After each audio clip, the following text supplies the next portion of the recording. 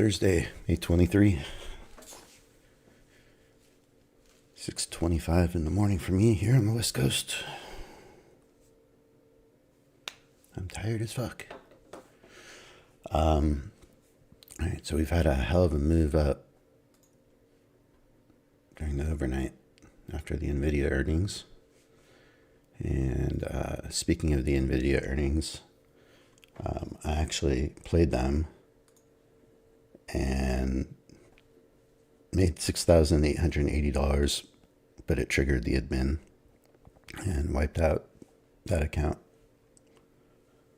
So who knows what happened there. Obviously it made way more than I was trying to make, but it also somehow hit the drawdown.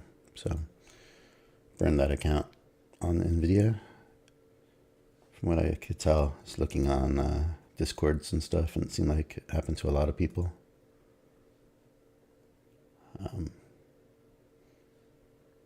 It was weird because the screen froze when it happened, so I thought I won, and then when I checked, I realized it was in admin, so that sucked.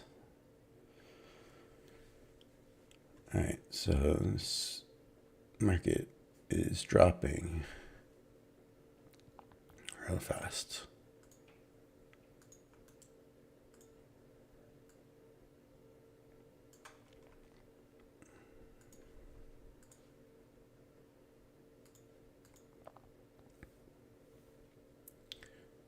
Essentially we had like two legs out. This is a tick chart. Something along those lines would be two legs. So there's still a target higher.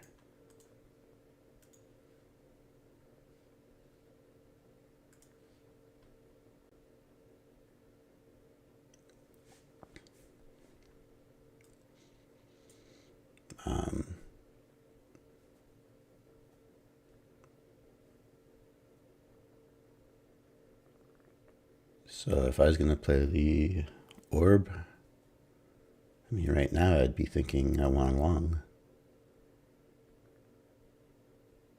Especially with the Bollinger, had to close inside, expect to snap back, but we still got 2 more minutes.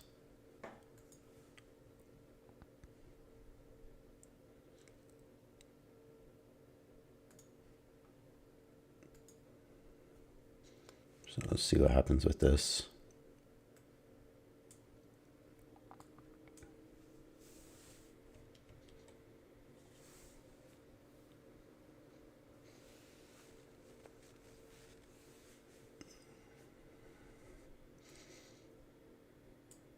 I mean, it's kind of weird. I'm not sure if I need to worry about that. Maybe it's this.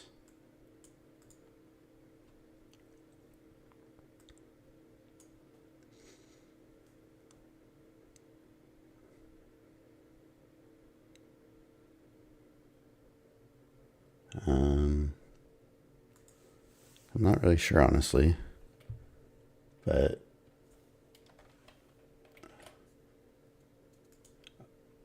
I'm just going to put my order. I'm going to have ready a long order.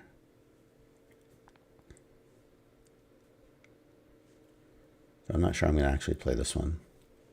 It's a little confusing looking to me. I mean, what I feel like I'd want to do is put it here with enough room to here.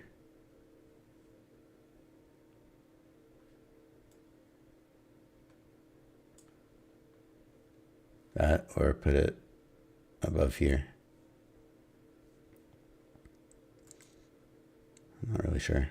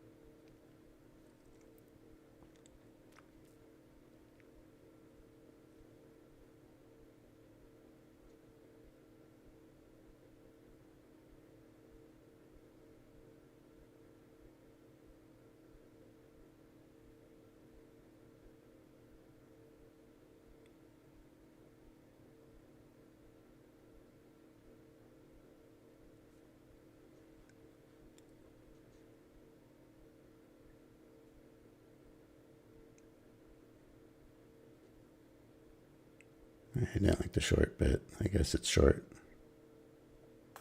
See if it comes back. No, okay. Short would have been good.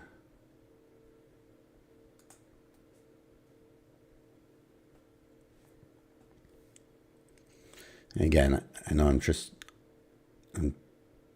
on my eval, right? All right. So I could have done OCO and played both sides. But I'm trying to figure out if I'll be able to do this successfully following the rules for Apex on the PA, if I want to trade it on the PA. So in this case, I obviously would not have a trade because I picked the wrong direction. Look how far this thing is going to close outside of the Bollinger.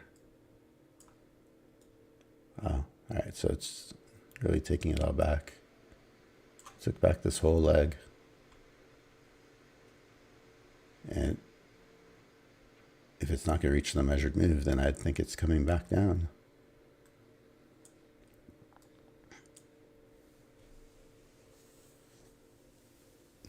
All right, so in the meantime, wow, what a sell-off. All right, get rid of these.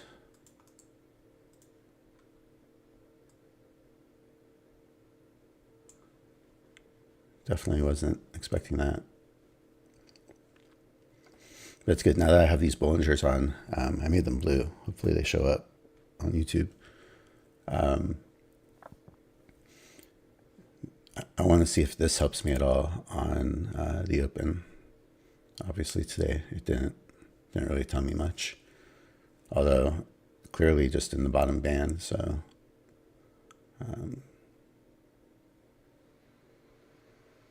but yeah, there was nothing I could tell from that.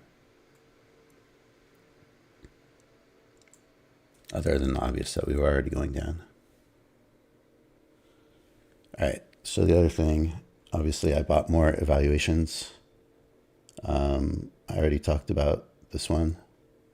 I played the NVIDIA earnings and somehow made $6,880, but triggered admin. The chart froze when I was in the trade, so I couldn't see the price movement, so I have no idea. Just, it looked like a 1, and then I saw it was liquidated. So so I've got what, 1, 2, 3, 4, 5, 6, 7, 8 fresh 50Ks. One that's hopefully going to pass today. And then I've got the 250. So I've got 10 accounts total. And I'm just going to try to trade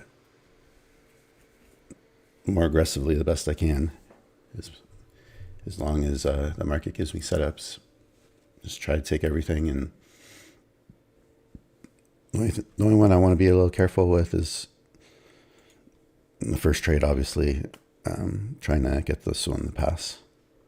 Otherwise, I'm going to just try to really play all of these accounts enough that I've played them all in the first month.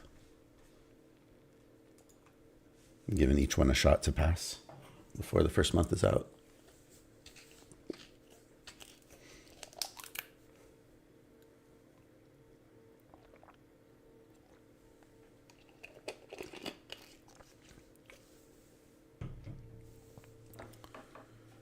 All right, in the meantime, I will look and see if there's any tick charts for me to work with today.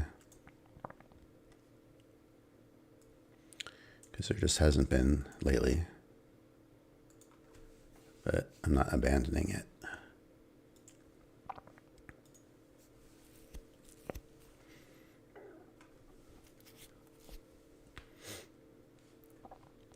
And I suppose once this started going down, I mean, maybe I could have jumped in at some point, but not yet thinking to do that.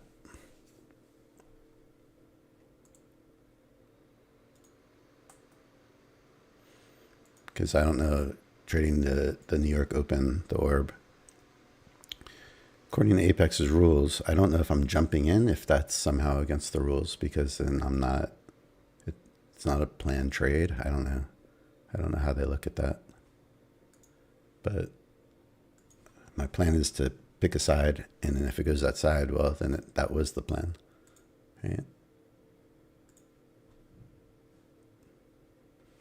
Obviously, if I could have done OCO, like I would have had a winner on the short side. And that's not to say that I couldn't have done OCO, because I was just going to trade on evaluations. So it's not even PA. So in evaluations, there's no rules like that. You can trade however you want. But I'm trying to train myself to be able to trade it with a PA account. All right, so I've got one tick chart so far.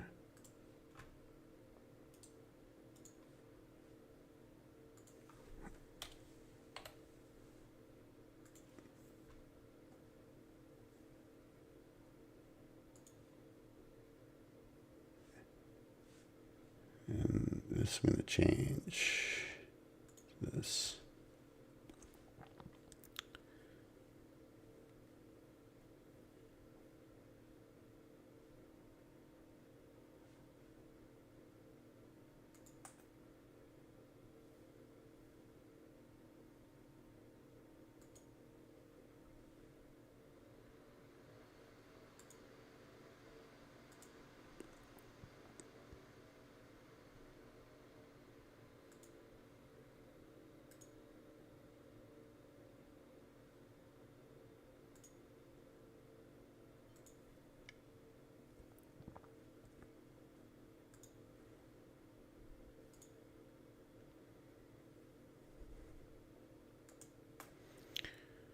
All right, so yesterday my only trade was the orb.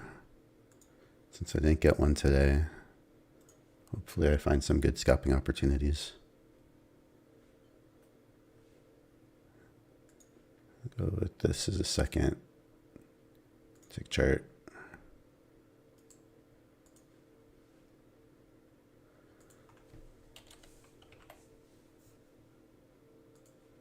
So 2 potential tick charts and the 1 minute.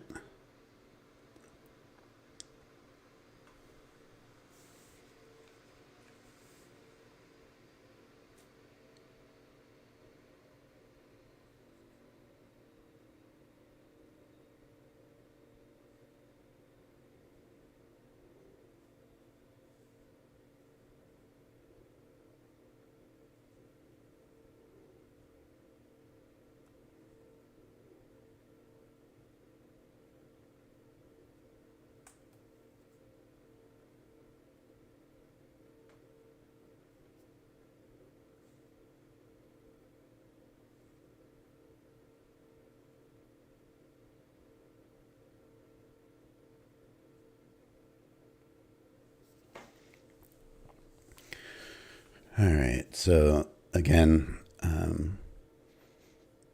yesterday is the first day having the Bollinger Bands on my chart.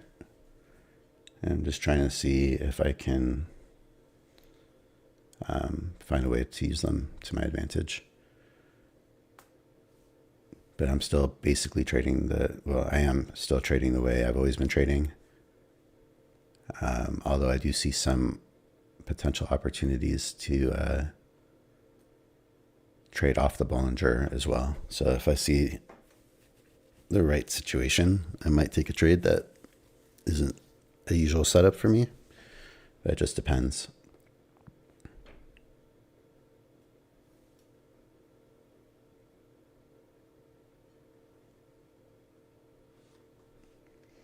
Hey, Digital. It's going all right. How are you?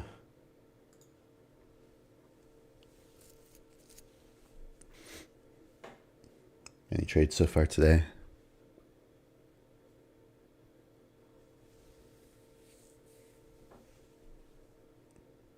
What time do you start trading, Digital? Just gonna see if, no, it's still going.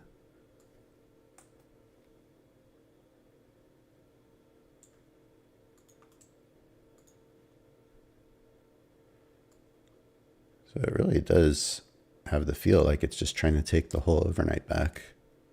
This is a major level right here.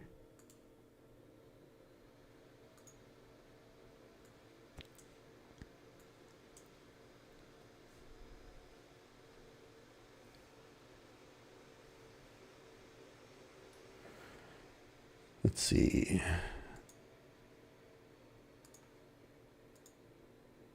All right. Just double checking that my mic is working today.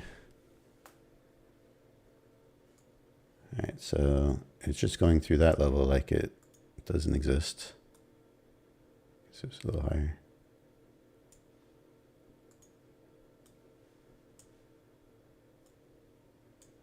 See if they bring it back.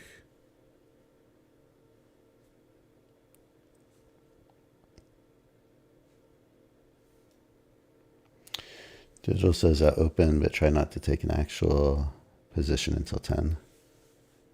You take a orb trade.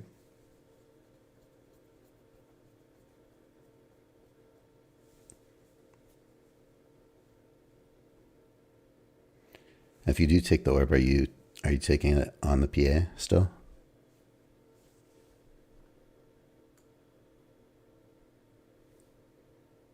Oh, no orb. Okay.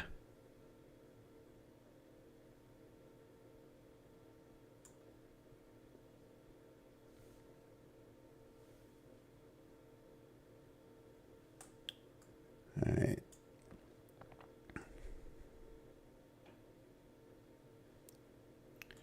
So it doesn't respect that level.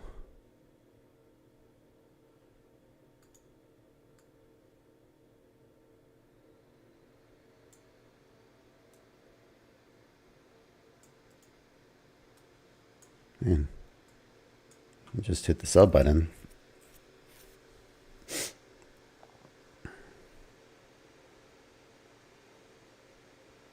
I don't know why my fan on my computer's freaking out right now.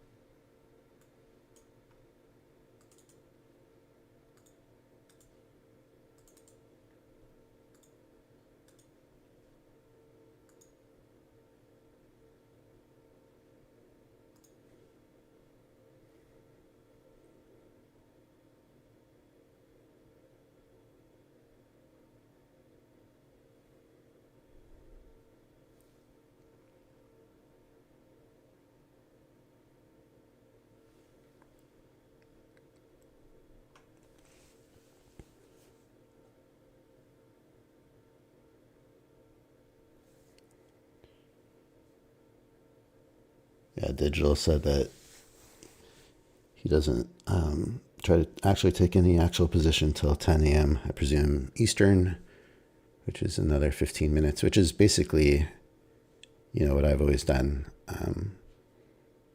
Ever since I started trading the orb, I'd essentially trade the orb, and then I would not trade again until after 7, after 10 Eastern.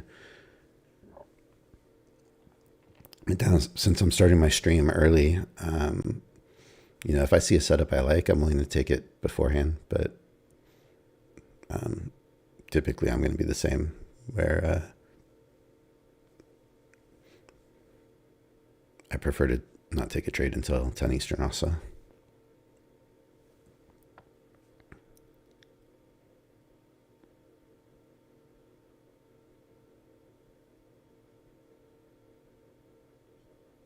Whoa. All right, so now we're getting to the previous day's high, which is this yellow line.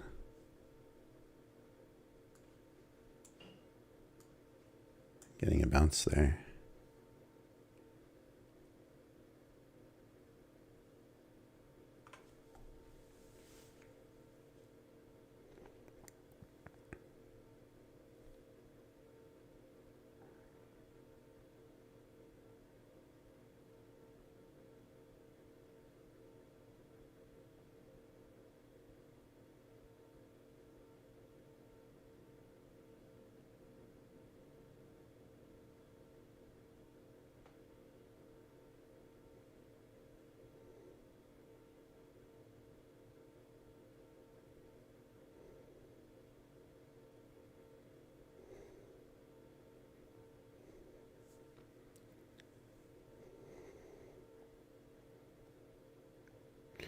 Just looking at the VIX, the VIX is started off today at unusually, like the past few days been at an unusually low level.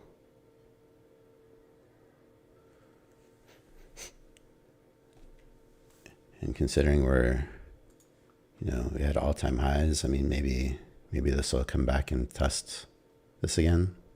I don't know. But it does seem like the VIX is ready to have some room to go back up,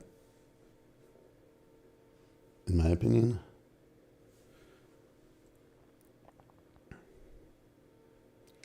All right, well, the market's trying to figure out what to do. I'm just going to take a minute. I'll be right back.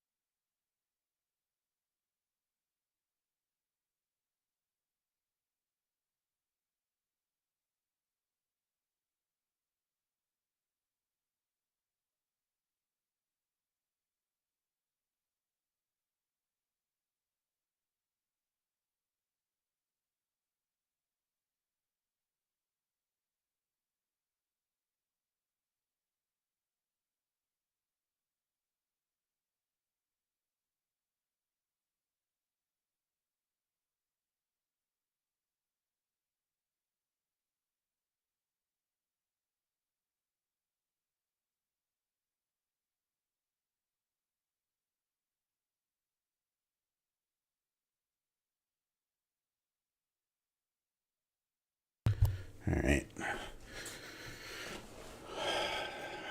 So what is this market doing? Is it going to really make a run for the gap close? It seems like it, right? Went through this level. Through that.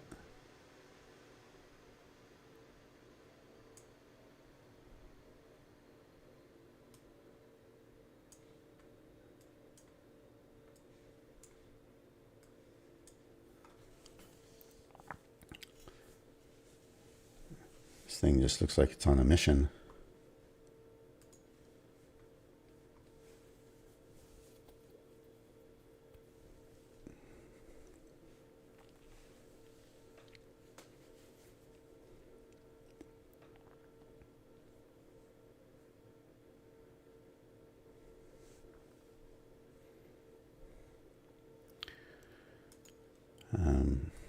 So obviously that 2 legs up didn't get reached. So when it doesn't reach a measured move by that much,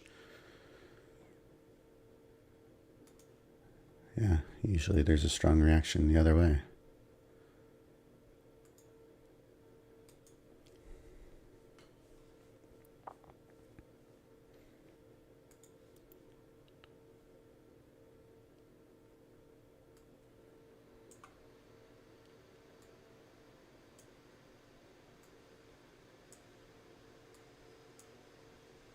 Just going through everything.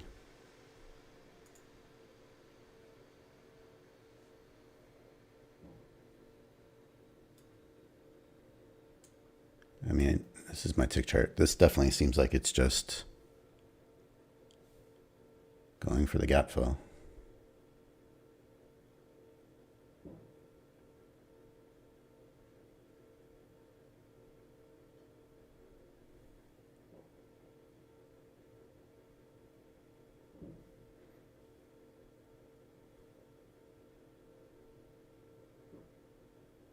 Looking back, I guess this could have been a nice short under here. I wasn't looking at that chart at the time.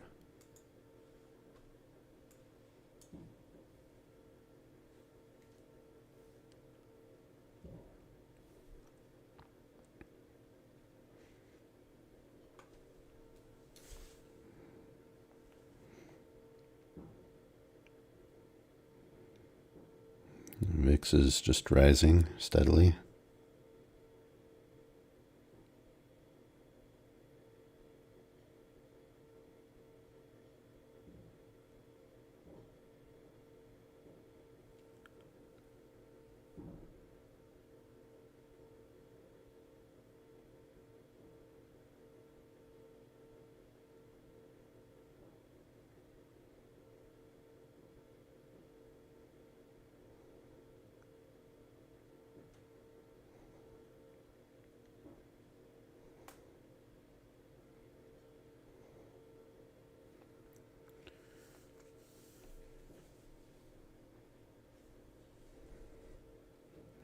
Every level it's ran into, it's crushed.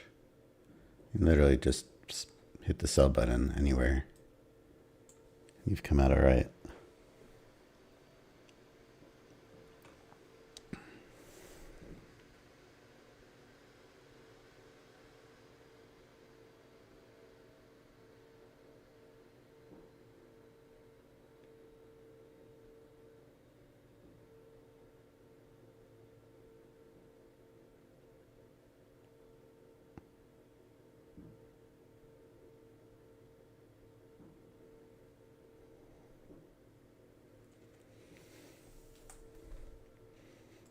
And so coming up on the session low,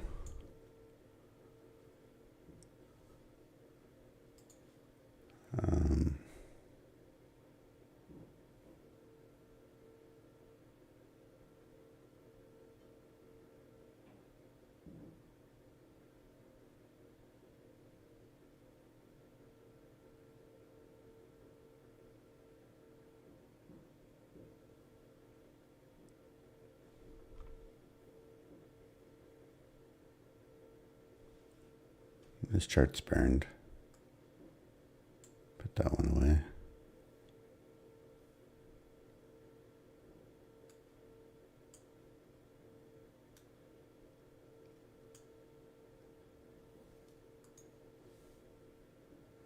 So I've still got this chart.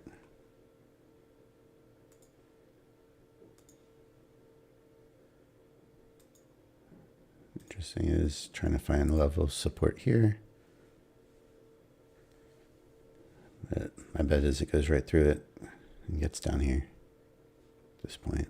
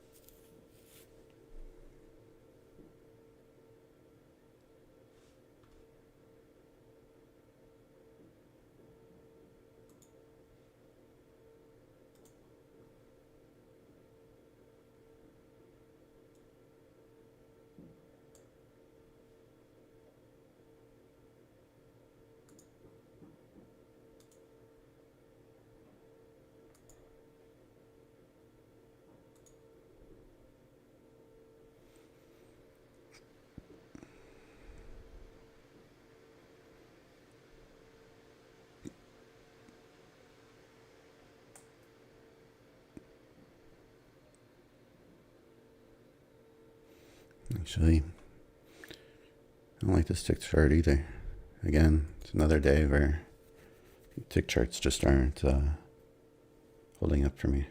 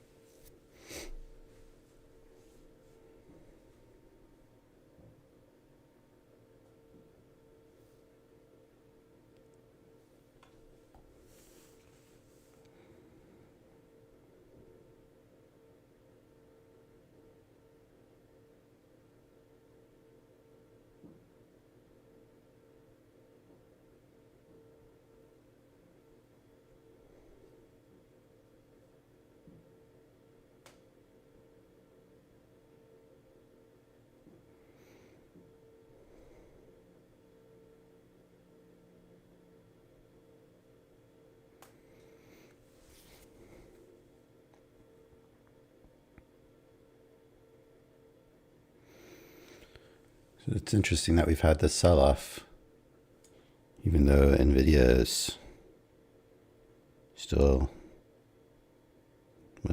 14 points off the high.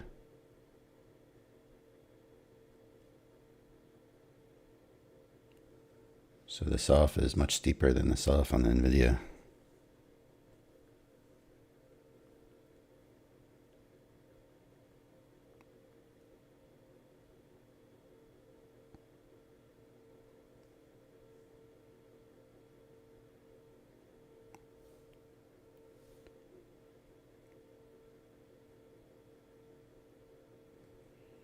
I really liked my NVIDIA play yesterday. I don't usually play the earnings.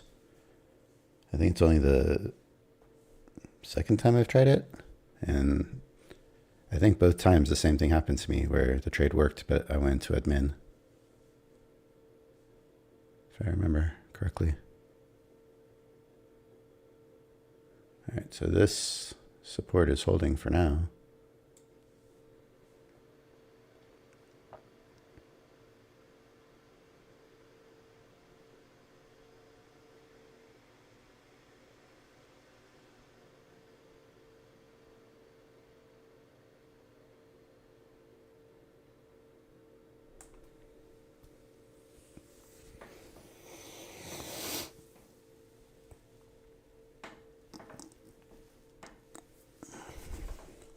I mean, if I were to have taken a trade anywhere on this way down, it would have just been a guess.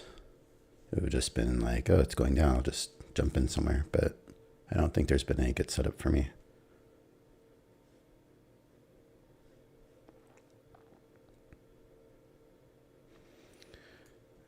It's interesting that this level is holding because there's obviously still a gap from this level of support to the previous day close right here.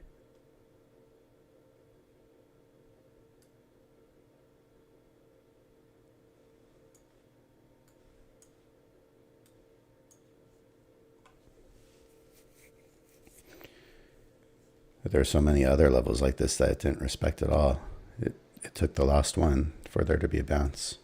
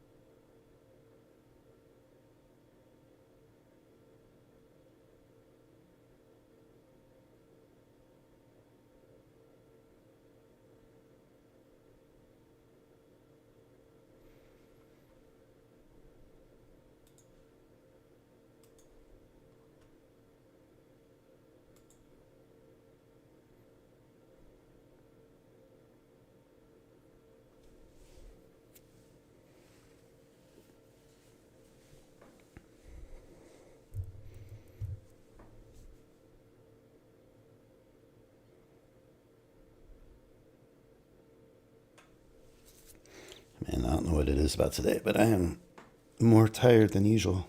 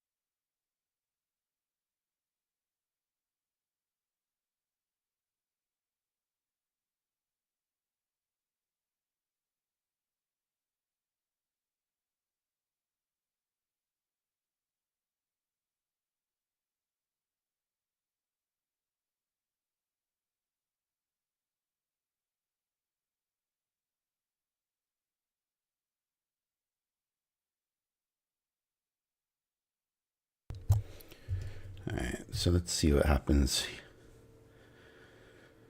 if this is going to be like a tight range here.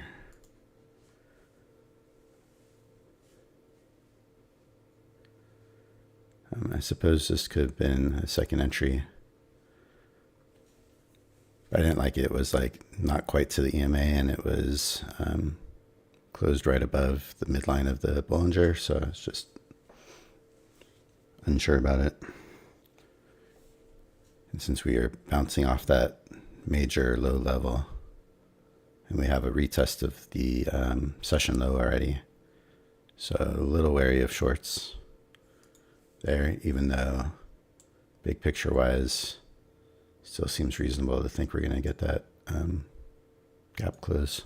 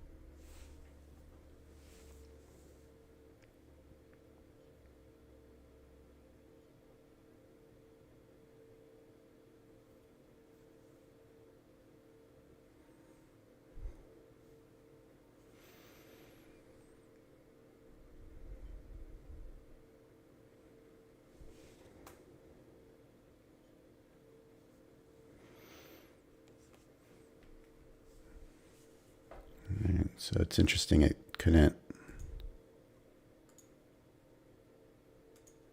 get through that.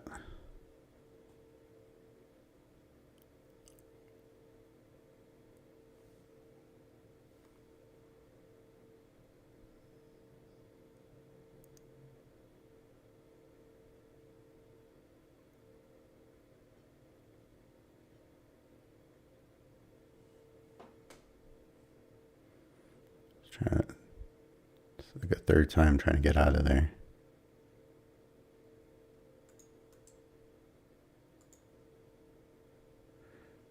I don't like when you have these, like, if this gets rejected, it doesn't really look like rejection now. I don't really like when there's like a level right there that you have to still try to get through.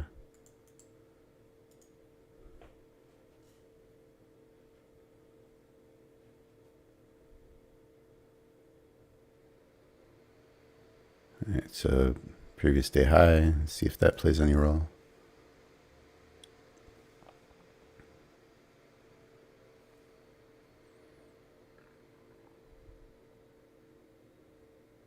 I guess I could have looked at like first entry, second entry, but just not any room right here to the top. So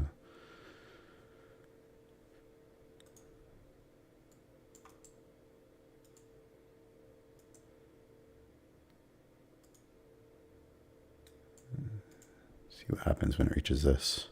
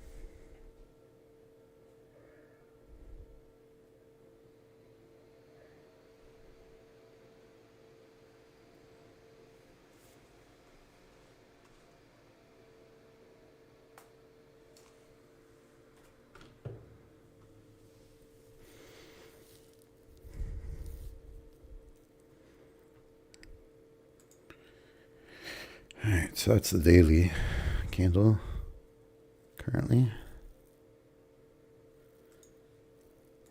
Tick chart, even though I'm not going to trade off of this anymore today.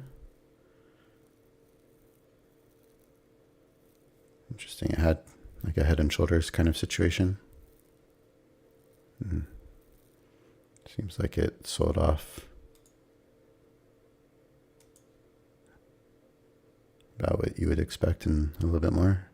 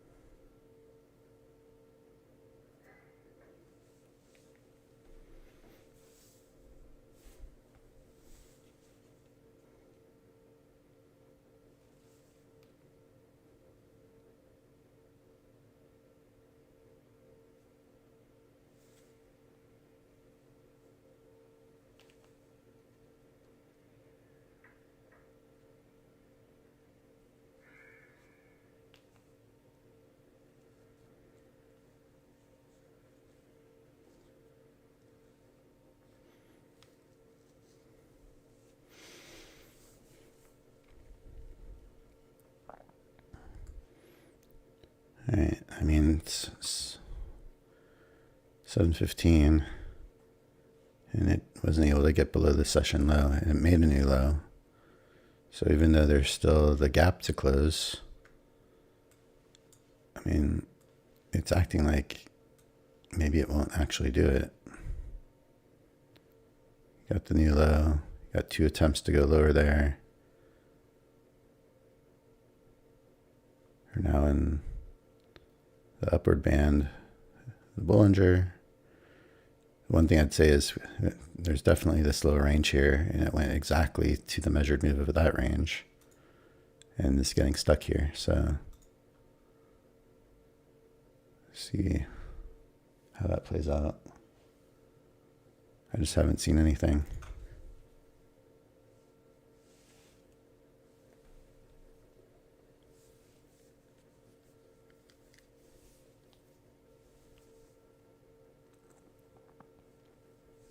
I guess it's good that even though I want to be aggressive, I still don't just jump in if I don't see a setup. My discipline is typically really good.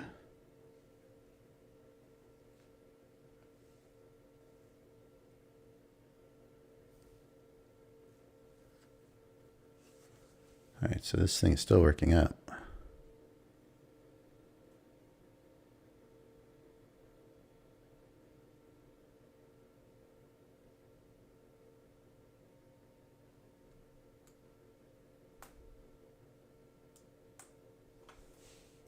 I'm always surprised by these situations. Like, I understand we got this level from here,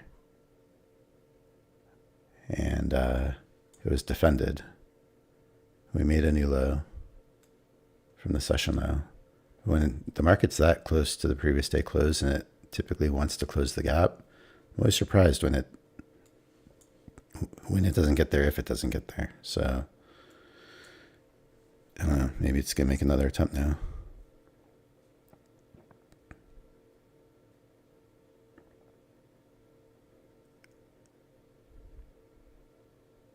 Just seems like it should go there today.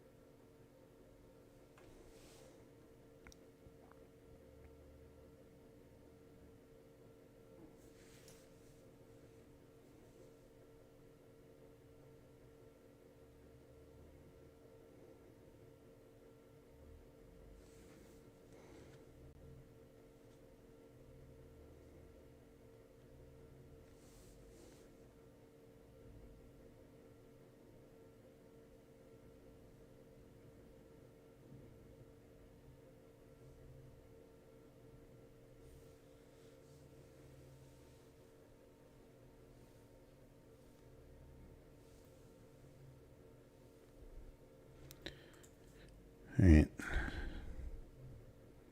Just watching this, just being patient here.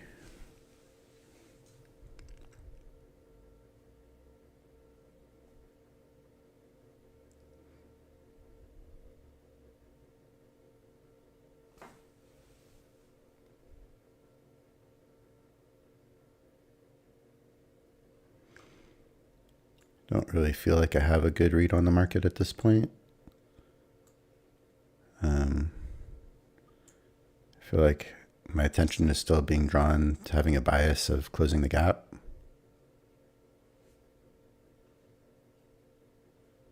But then with this price action, it was trying to give me reasons to try to believe it won't do that. So I don't know. I'm a little unsure at the moment about what my bias is.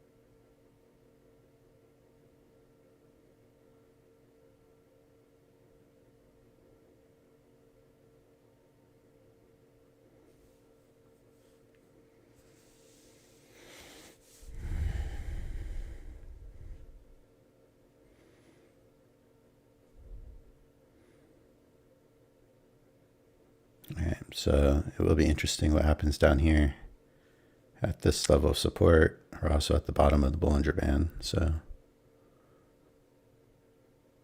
and we're closing in on 10:30 Eastern with the previous day close below. But I mean, it's like still quite a bit below. And this is at like 18,800, like 60 points lower.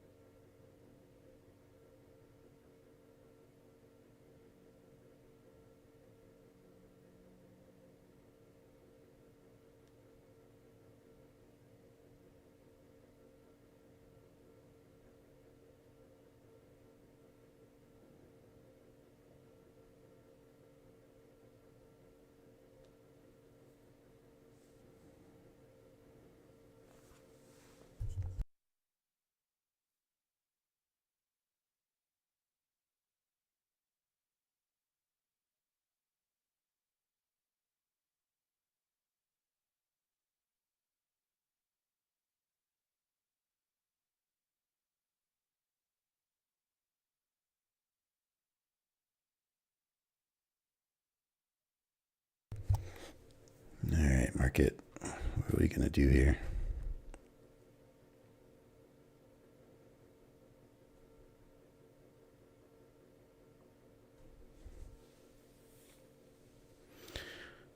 Like this is kind of a good example of what I like to continue to observe with the Bollinger Band. You have a push out, and then when you get a bearish bar, that actually triggers below it. So just take those. So anytime you have a peak out and then you get a bearish bar, that has a trigger. That's not attached to the Bollinger. That's one of the things I'm watching with it. Seems like most of the time they work when I've observed them, although I have seen them not work maybe a couple times. But I'm still very new, obviously, at watching the Bollinger, so I don't have any, large data set to go by.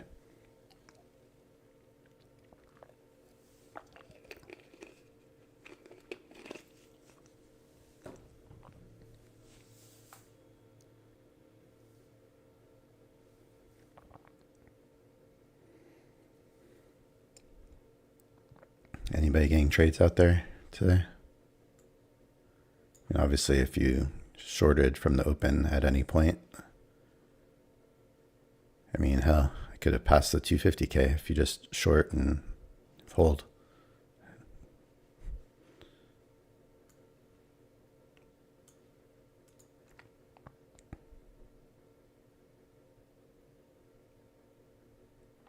But honestly, I don't know how people trade other than, I mean, there's so many different ways to trade. So I guess I shouldn't say I don't know how they trade, but I only know how to trade how to trade my setups. So that's why I'm looking at the Bollinger too. It could potentially add one more way to get into a trade.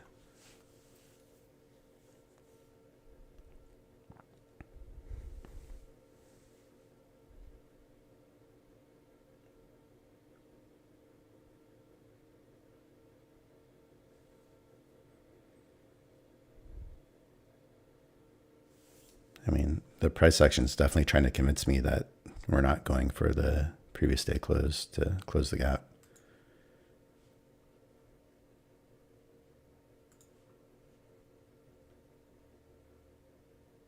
It's the daily chart.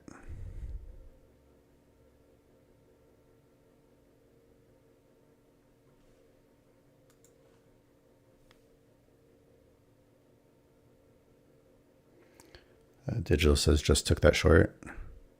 Was it this one? This area?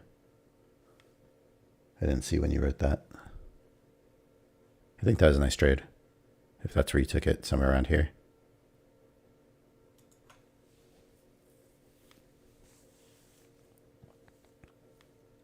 Yeah. Yeah, I like that trade. I mean, I only like that trade based on the Bollinger for me, based on what I'm seeing. I don't know what your criteria was, but yeah, based on that, I like that trade. The only thing I don't like about it is it was going right into this line, which is the previous day high, and that can be support and resistance. You could kind of see it was kind of like being support here a little bit, and it was being resistance kind of here once it got underneath. So that level tends to sometimes have some significance. So I'm always a little bit careful about it.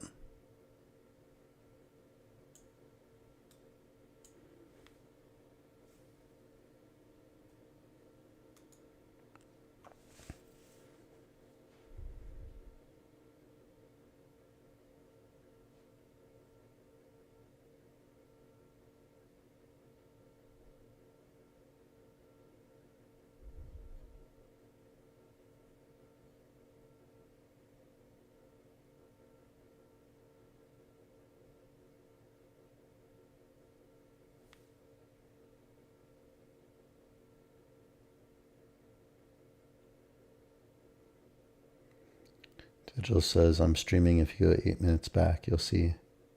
Oh, you stream too? What's your, is it the same name?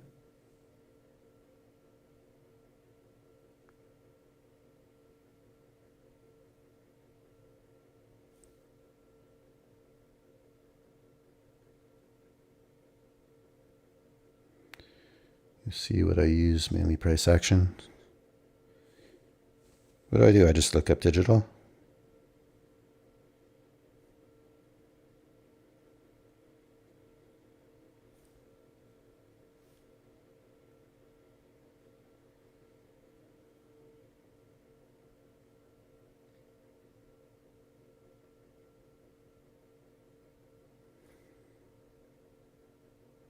Uh-oh, future wealth.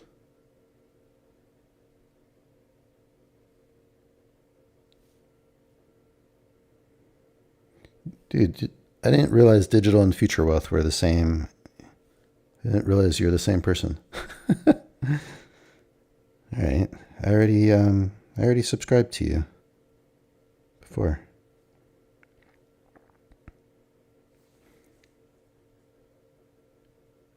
Oh, you have two accounts. You forget sometimes. Yeah, it's funny. I never put it together.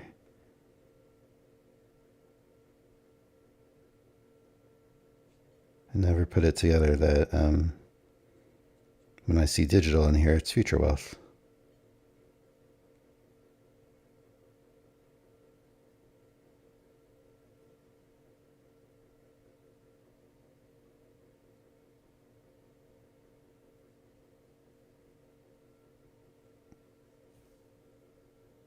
Oh, same icon.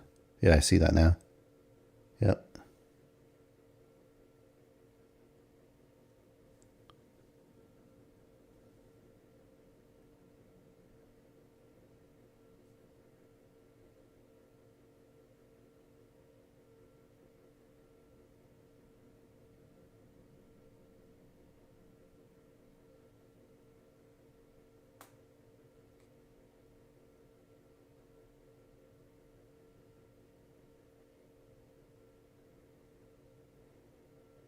So you're watching like order flow too, or like footprints.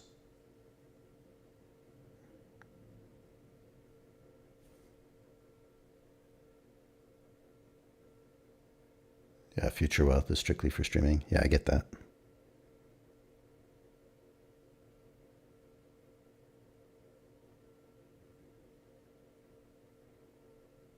Yeah, see what you got going on here though.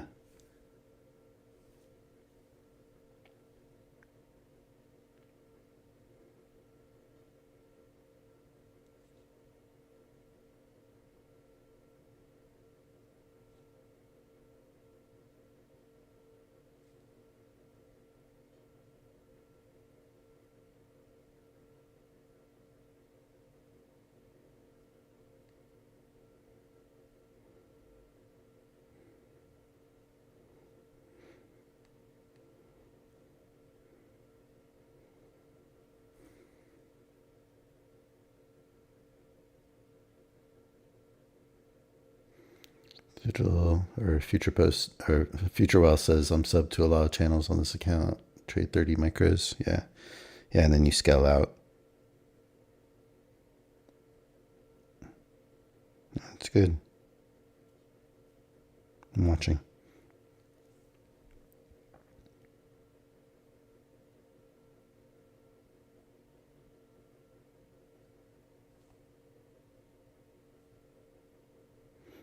I wish you had your P&L on here somewhere so I could just kind of follow how much you're making on the trade.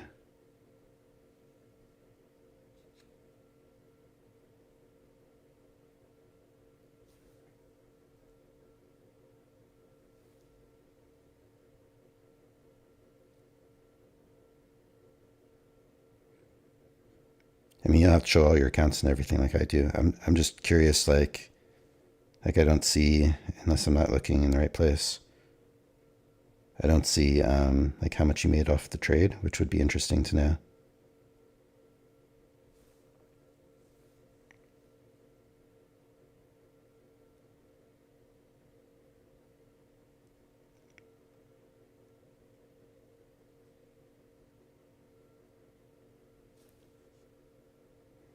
Oh, it's in the blue.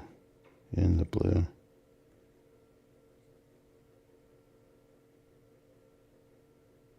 Oh. Oh, I see. It's so small. I just didn't see it. Got it. Nice.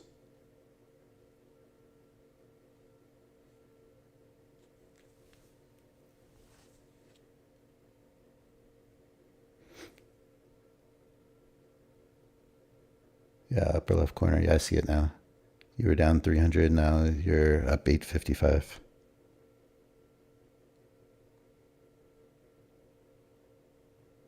Yeah, it's so small up there.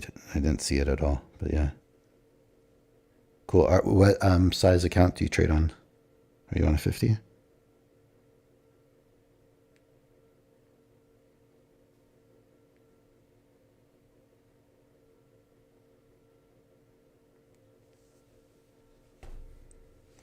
Yeah, 50K. Interesting. Yeah, I guess that's pretty cool if you're trading with micros and you have that ability to scale in, scale out a little bit more. Definitely on the scale out. I like that.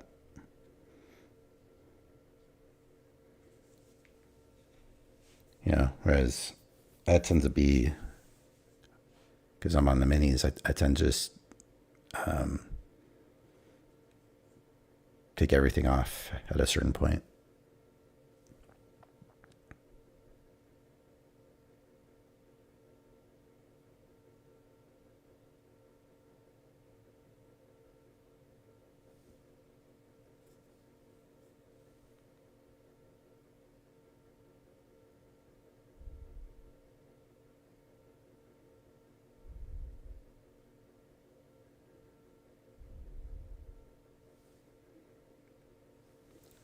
This market is really just not giving a whole lot of opportunities. Yeah, it gave one great opportunity from the open. If you found a way into that. And then, yeah, I think the short that you took, Future Wealth, is probably the next best one. Maybe this one. I didn't really like this one. But now what? Because it's just, it's unclear. We're looking at another range like this, maybe.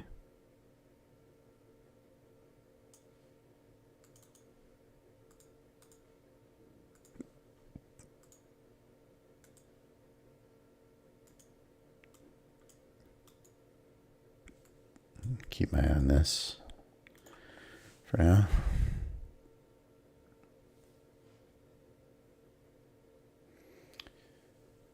So Future Wealth / digital says, yeah, it helps me milk the move. Yeah. Yeah, I like that. I don't know, my mind just doesn't think that way in terms of trying to scale out. I mean, I suppose if I'm, for instance, planning on taking 6 contracts on the mini on the 250Ks, what's to say I shouldn't take out, 2 at one level and then see if it can go a little further, and take another 2 out or something like that. But I'm always just like, want to get in and out. I don't really stick in trades very long, typically. And especially my old style of trading, or on my typical system on tick charts, I'd always have like an auto stop chasing. So like I'd have like a big profit target that I can always move down if I want to get out of a trade.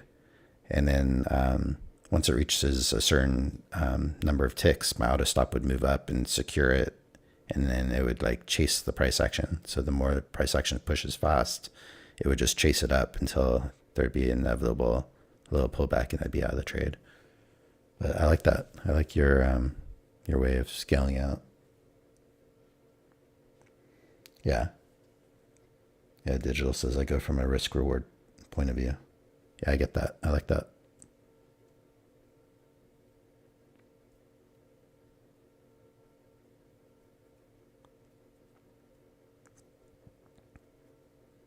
How often does it happen? Often or not often, where you're able to get out of profit on some contracts, but then it actually moves against you, and then you get stuck in the remaining contracts to your stop?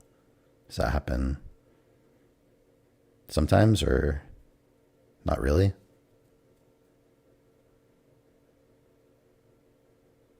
Yeah, you say my first is a 1.5, then or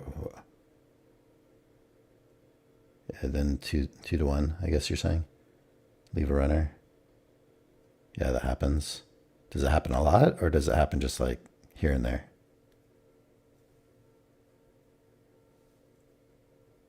I guess that would be the struggle for me, because if I were to try to scale out, I just wonder what that would do to me, kind of like emotionally and mentally.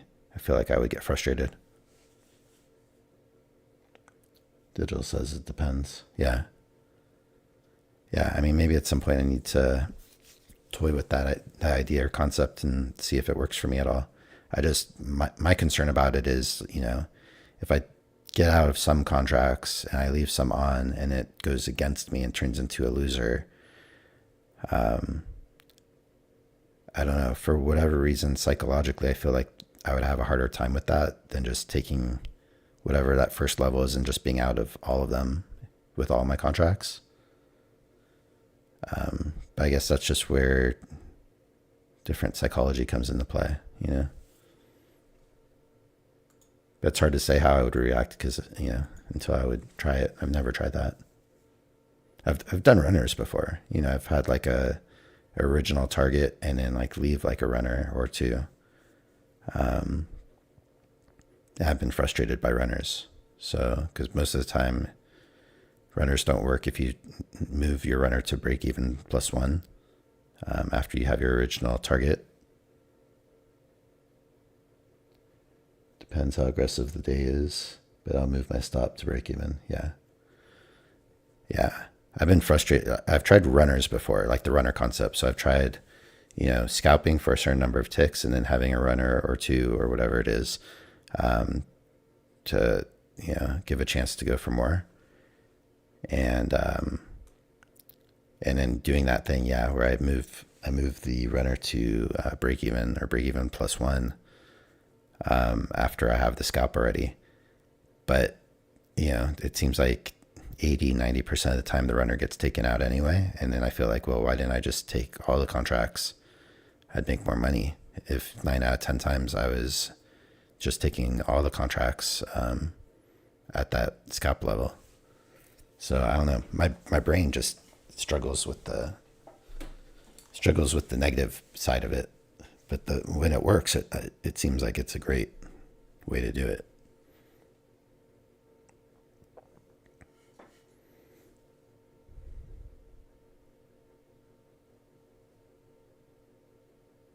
Like I had a trade the other day, 2 days ago, where I was like within like a tick or two of my profit target. Like, what if I had like taken a couple contracts lower, and then when I saw it working against me, okay, I'll take 2 more a little bit lower and 2 more a little bit lower. It would have saved me from a losing trade. Like it would have been easier to be like, okay, I'll take break even on the last 2, kind of idea. But it's a lot of calculating in my mind, because then it's like, okay, well, what if the price continues to go up and now I was scaling out, and that's a particular situation, but what if it didn't end up going against me and it would have ended up working for the full profit target or more? And then I came out for less, all those things, that stuff, that's where I have a hard time. Like that's where like the FOMO kind of thing starts to kick in my brain. Yeah, so Digital says, yeah, I get that.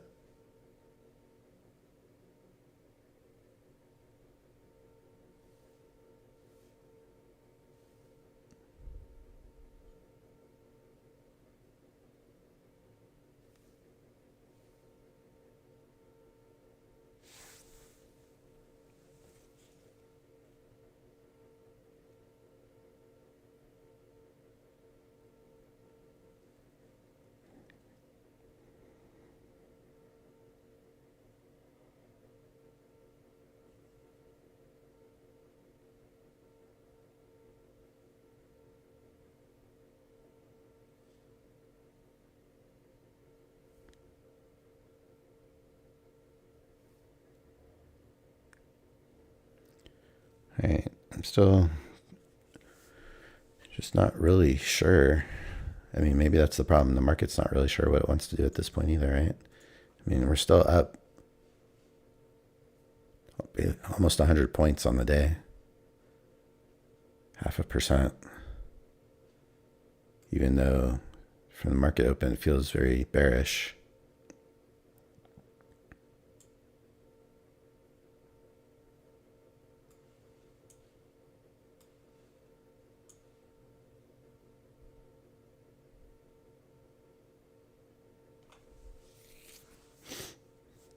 Bearish, but now just, you know, it's like it found the base. I don't know. I mean, I'd be kind of really surprised if it sells off. But it also does, I mean, it's kind of crazy, but it does look like one leg down, 2 legs of correction. So, I mean, if that plays out,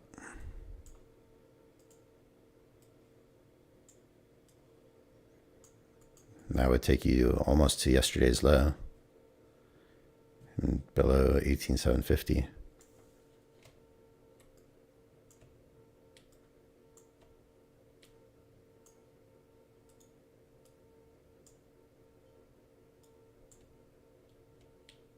$18,729 if that were to play out. So I don't know. I mean, that's definitely a possibility because that looks like one single leg and then 2 legs of correction up. So it wouldn't be shocking, I suppose, if that were to happen. That would close the gap and some.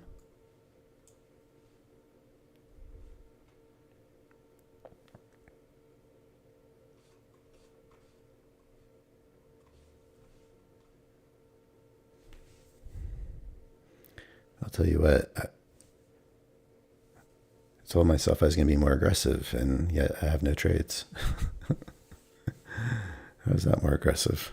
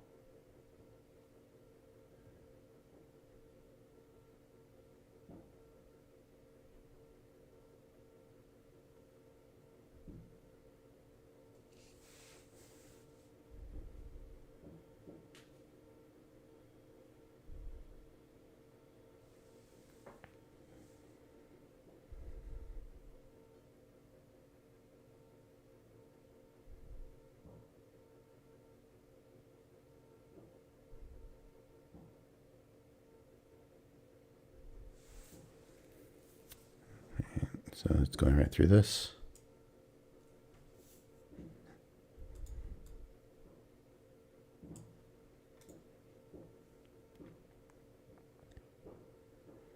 So the last line of defense down here.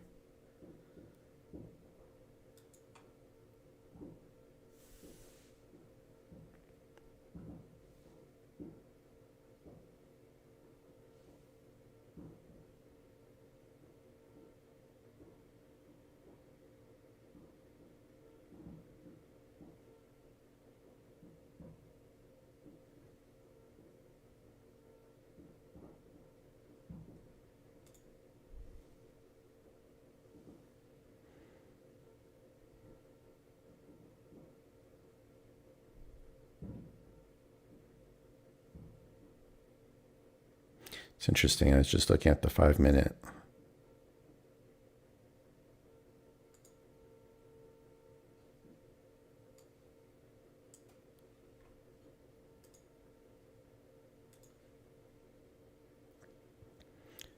5 minute had a nice second entry, like right off the EMA with the close back in the bottom part of the Bollinger. And on here, looks more like this. So that would have been interesting if I caught that. That would have been a trade I might have liked. So maybe I'll watch the 5 minute too.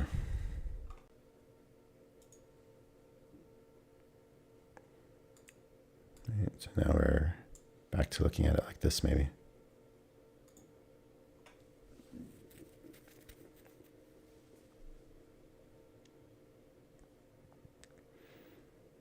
No, if this level gives out, we might be on our way to a second big leg down.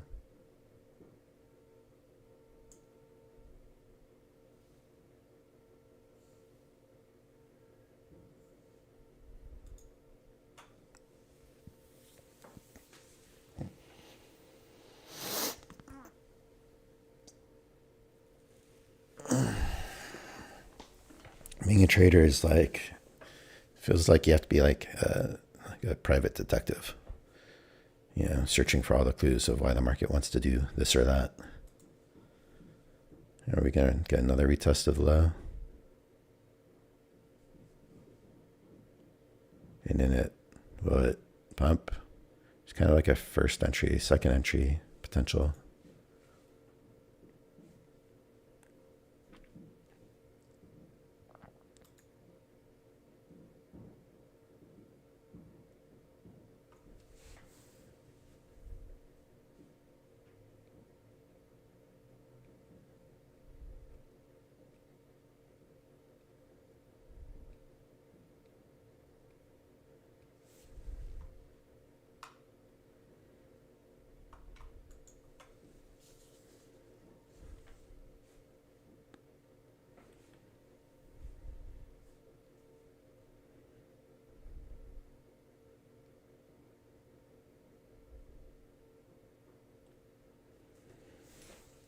Interesting.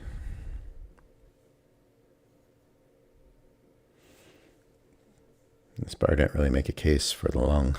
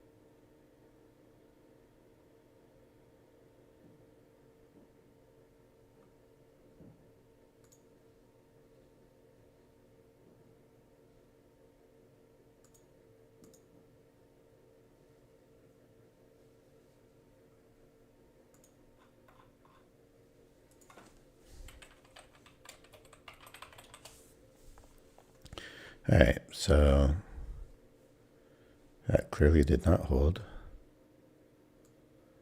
And now looks like we are headed for the close of the gap. So take this off.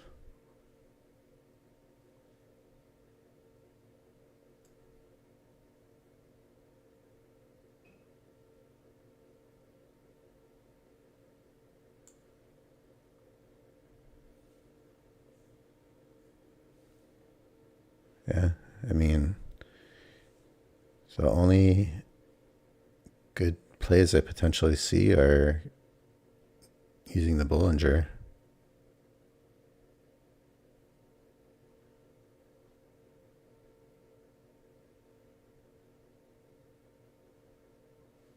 I don't see anything that I really would have liked otherwise, other than this one on the 5-minute. Like this could have been a good trade. I like that this bar closed below the previous day. What is it? Previous day high? Yeah. Closed below the middle Bollinger, came off the EMA with room to the bottom here, or at least even some room to there. That wouldn't have been too bad, but not feeling anything for myself today so far. Okay, we're obviously going to close the gap, right? Like, there's no way this doesn't close the gap. Just doing it late. But to me, it looks like one leg up, two legs up, one leg down, two legs of correction, and working on a second leg down. Whether we can get that whole move or not, I don't know, but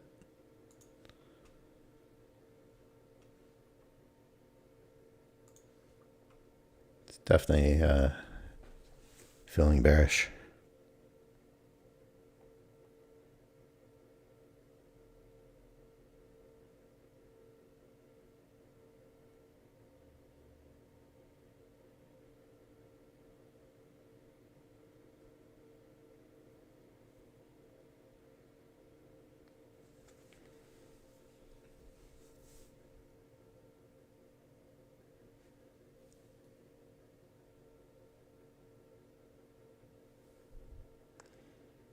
All right, while it goes to fill the gap, I'll be right back.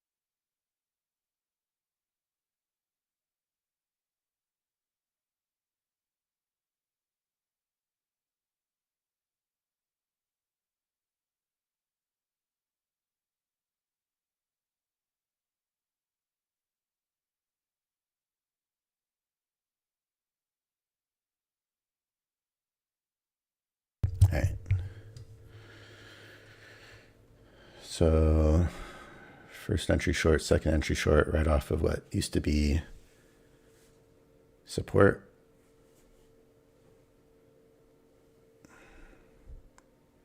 Didn't close the gap yet.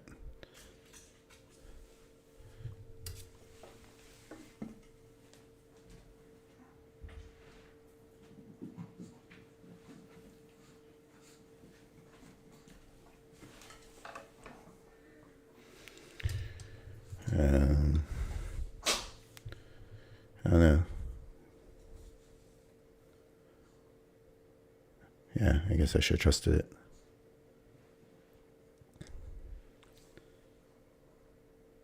Maybe.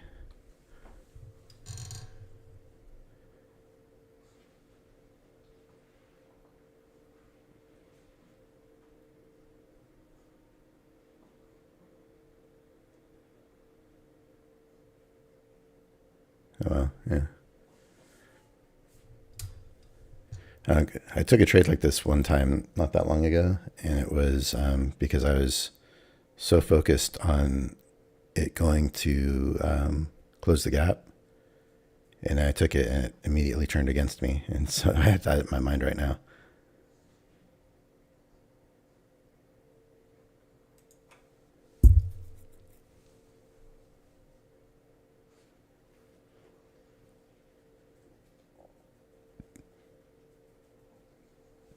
Also, I was surprised to see that setting up because I had just walked back. So I didn't have a whole lot of time to like anticipate that happening.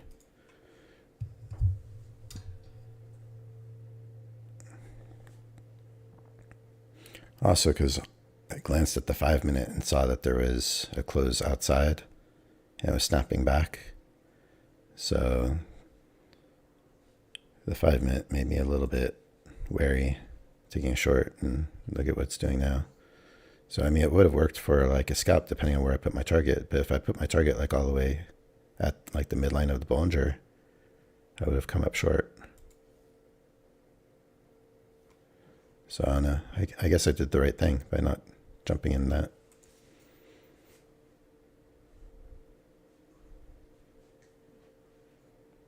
I think at a certain point I got to decide like, okay, if I am going for targets, like at what point do I move my stop to break even just in case?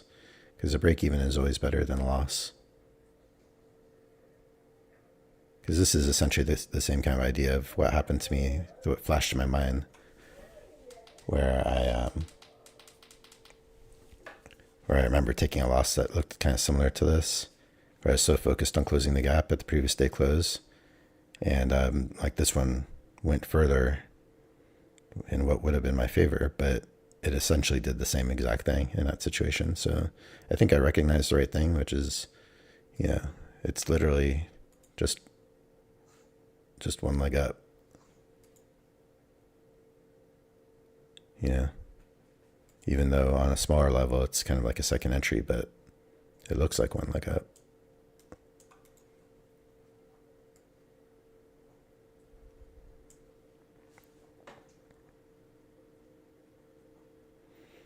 And this price action also makes the case for not getting down to this measured move, and it also makes the case for not actually closing the gap. I think the last time I saw this happen, last time I remember seeing this, it got this close. It was like the same situation. It got this close to closing the gap here, and then it created like a second entry short, which I took that time. It failed almost immediately. It like ticked me in and went against me. I lost. And then price never came back the rest of the day. It just was up the whole rest of the day. So that's what's in my mind right now, is remembering that.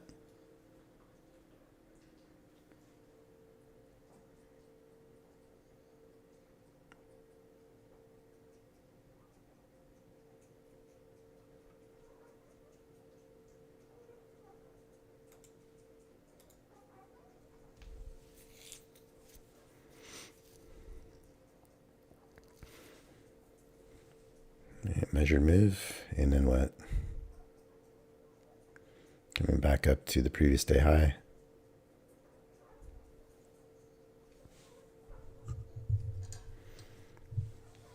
So I don't know. I feel like I'm being more careful than I wanted to be today, but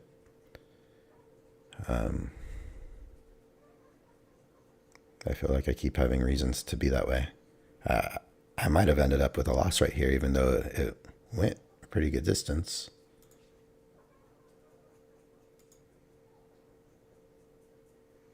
You know, 7.25 points. But I might have put my target closer to the middle Bollinger, if I'm being honest. And then would I have put my break even down when it started turning against me, or even went this far? I don't know.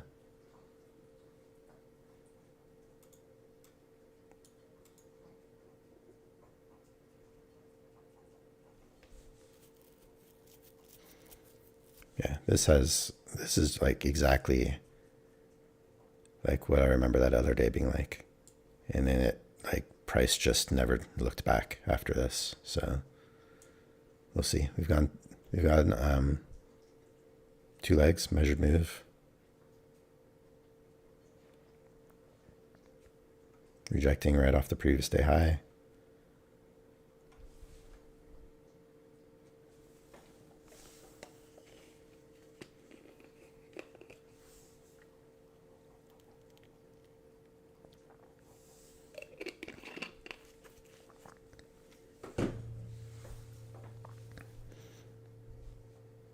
Yeah.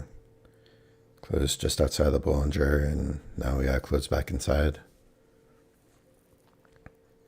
One bigger picture, it looks like first entry, second entry.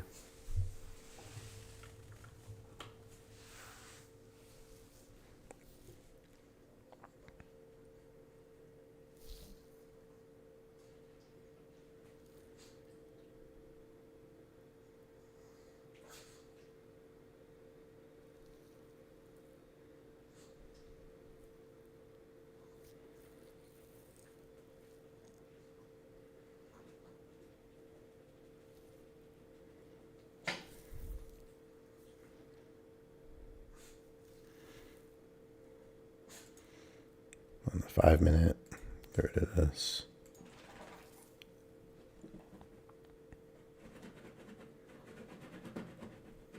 Not too telling on the 5 minute.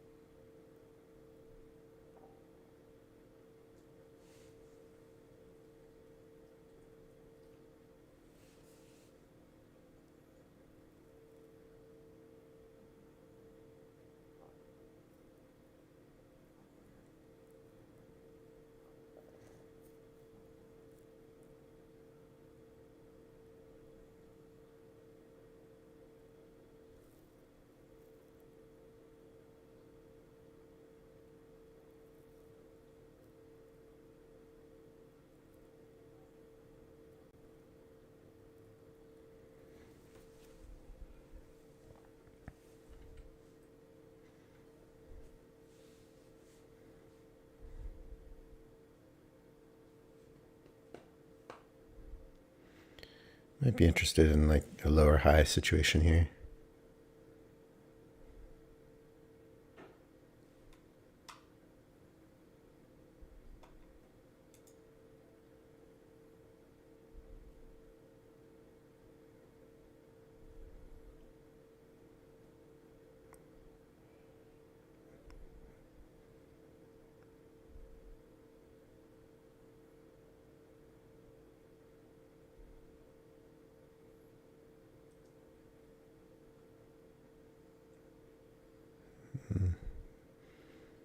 I think the only opportunity was just to enter off of this one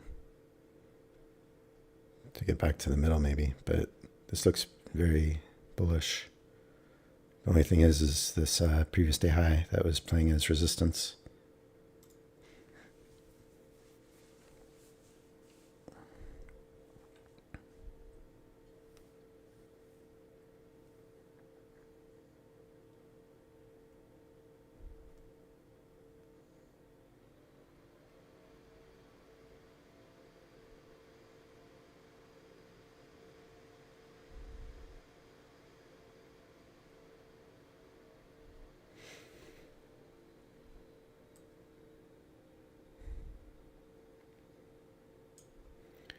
I mean,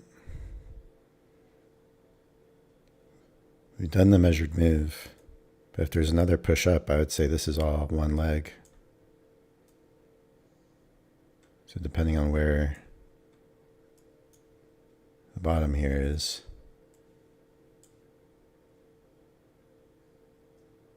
yeah, even if it comes back down a little bit, it could be like that. I'm just going to keep that in mind. Otherwise, we already reached the measured move, so it just depends.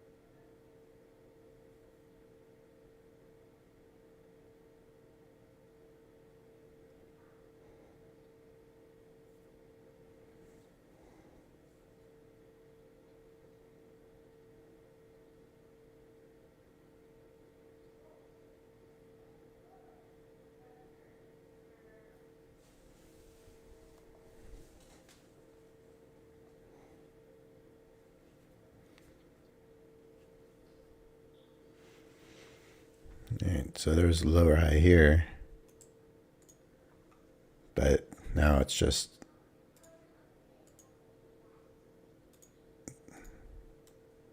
I don't know if I really trust that to go short. Oh, here comes my daughter. Be right back.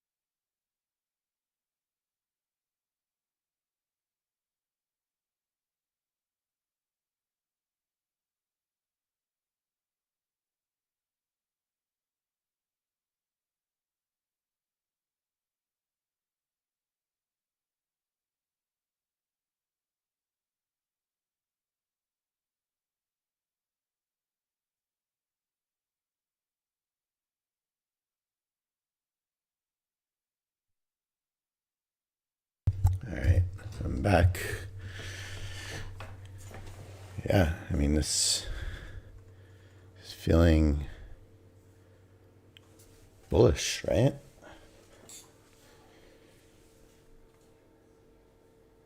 But still not convincing.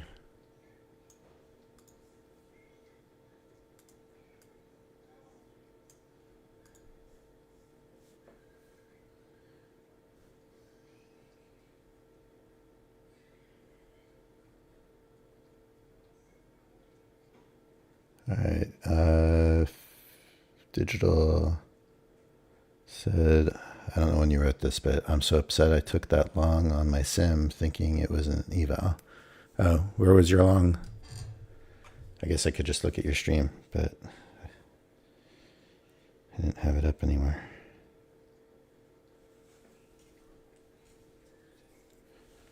I hate when that happens though. Yeah, I've definitely done that. It definitely happens to all of us at some point, right?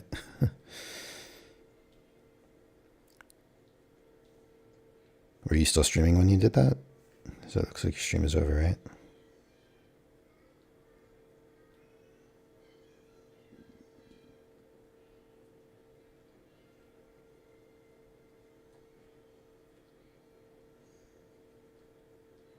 Looks like you ended your stream before you did that, maybe.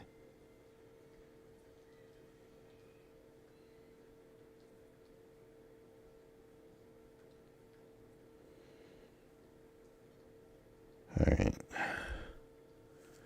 What are we doing, market?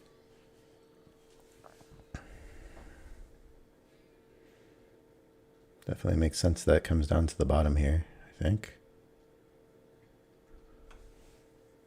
These are the kind of situations, again, where I'm just observing.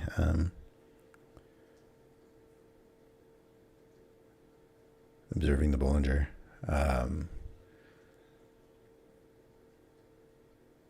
Like, to me, this lower high, I didn't like the support level that was forming right there. And then it was also like it happened too far away from this part. I don't know, the whole thing, it's hard to describe, but the look of it made me think not to go short.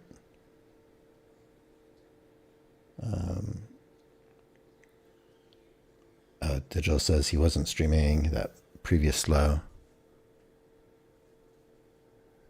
This previous low? I was away, so it's hard for me to gauge.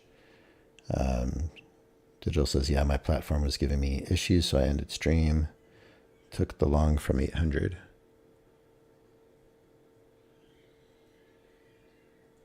Took the long from here. That's a nice trade. Amma, welcome. Good morning. Amma says, I was bullish today, got a spanking at the open. Oh, man. Yeah, I'm sorry to hear that. I was bullish too. Go back and look at my, go back and look at the beginning of my stream. I was getting ready. I was getting ready for the open. And I was kind of looking at it like, okay, one leg up and two legs up. And I really thought we were going to go towards that measured move still. So I thought, okay, where's the open? Like right around here. I thought, okay, it was just a pullback before we keep going up again. But I didn't get any. I didn't get any trades.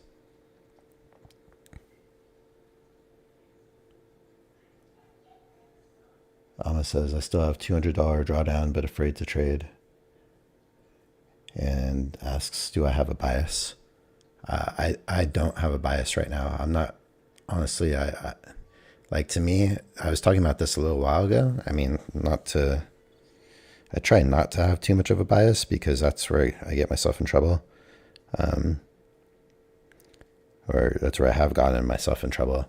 I was saying when price was down here, I walked away. But I was like, okay, we're obviously going to close the gap, right? That clearly looked like it was closing the gap to the previous day close, this dashed blue line. And then I walked away and I came back and this was setting up, which was like a first entry short, second entry short on the 1 minute chart. And I was tempted to short right here. But all I had flashing in my mind was not too long ago, maybe a week or two ago, where I took a trade that was just like this. It was like one leg up, but it was technically like a smaller version, two leg, first entry, second entry short. And all that flashed before my eyes was I took a trade that was just like this. It came up just shy of closing the gap, made a strong push up, and then I took a short, and it like barely went my direction. It went enough to tick me in, maybe went like 7 ticks or something. And then it did exactly this. It like flew the other direction. And so I decided to stay out of this trade. And the only thing I can remember, since this reminds me of that time, is when it came all the way down, just like this. It was exactly the same kind of day. It came all the way down, and it came just this shy of actually closing the gap at the previous day close. And then it shot up. Well, that day it did nothing but go up the rest of the day. So to me, if I'm going to say I have a bias or choose a bias, like my bias is like up. Only for that one particular reason, and it might not be relevant today, but like to me, it's like I'd look at this as 2 legs inside of 1 leg, so 1 leg up and then 2 legs up. But take that with a grain of salt. Not financial advice, and I am not a professional, so I have no idea. As you can see, I don't even have any PAs anymore. All the PAs are gone. Lama says, wow, good thing you had that flashback. Well, it's funny because my thought process in this trade was I was going to put my take profit right around the midline of the Bollinger Band. So if I had done that, it wouldn't have got there, and I would have lost. But I've also got this thought in my head of my last loss I took that moved enough in my favor but came just shy of my profit target. And I was thinking that I should really just move my break even, or my stop to break even +1 at a certain point when it gets close enough, just to make sure that a trade that should be a winner doesn't turn into a loser. So maybe I would have done that, and maybe I would have got out of this unscathed, or maybe it would have been a loss. I doubt it would have been a win because I'm pretty sure my target would have been a little bit lower. So yeah, it's pretty funny how that sometimes works out.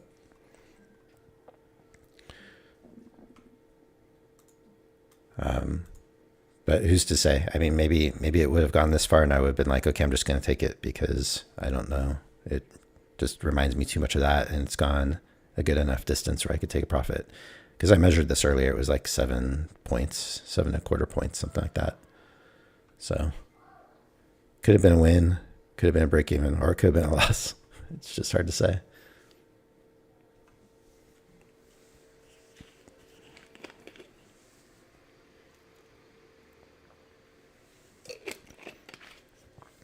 Was that your top step eval that you only have a couple $100 drawdown left, or is that your apex? Is the only other thing I'd say, not that I'm like pushing to sell accounts, but it is the last day of 90% off on apex. So if you are that close to drawdown on an evaluation and it is apex, like to me, it's like the best time ever to just get a new account and kind of, focus on a fresh account than trying to bring one all the way back from, trying to survive a $200 drawdown, because it's not a whole lot to work with. Top step. Okay. Top step, different story, because I don't know what their promotions are.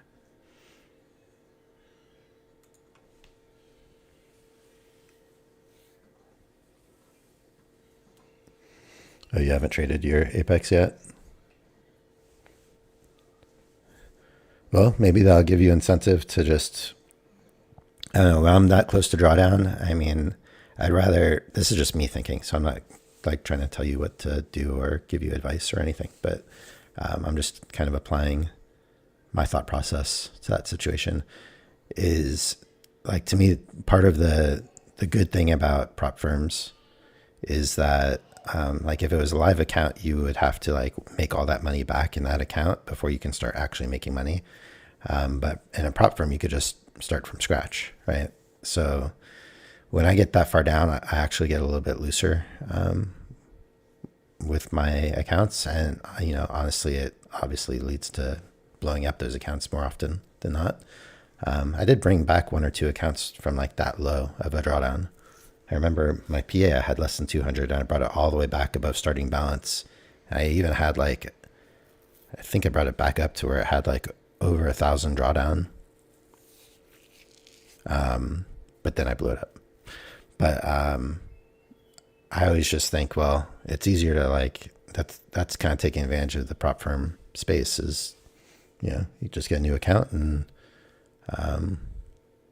yeah, it's like you never lost that money other than whatever you paid for the evaluation, which I think you did the cheap, I forget what it was.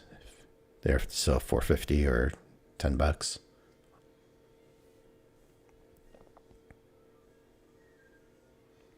Alma says I got disappointed about the new rules. Oh, for Apex. Yeah, I don't blame you. I was more disappointed about Apex's attitude about it than what the rules actually were, because the rules to me don't really change much of anything. But definitely more disappointed just about their attitude towards the subscribers. So yeah, it's definitely an off-putting stance that they took. So I don't blame you there.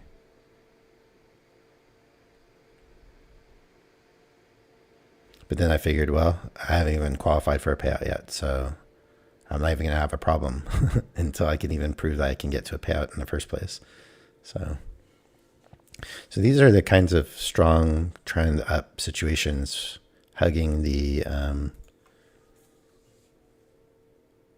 Bollinger Band.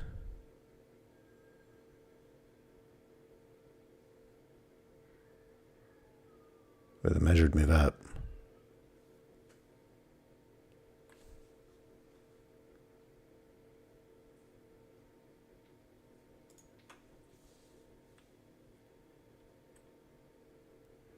So let's see what this next bar does. I might give this a shot if it keeps pushing.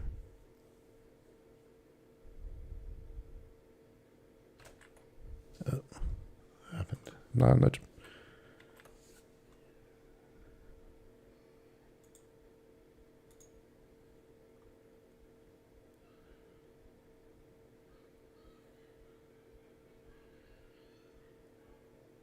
Just testing this out. Don't like that. Let's see.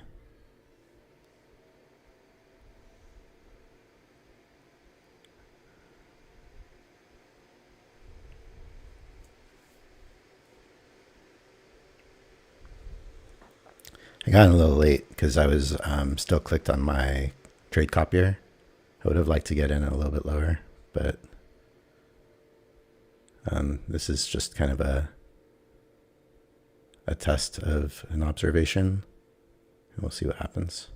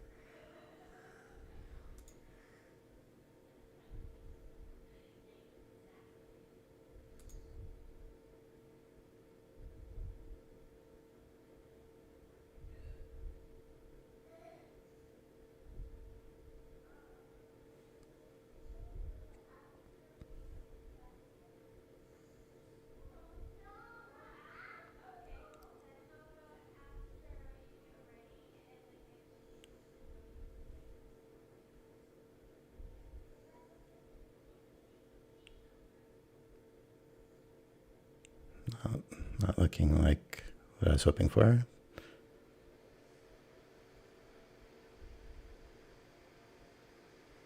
No.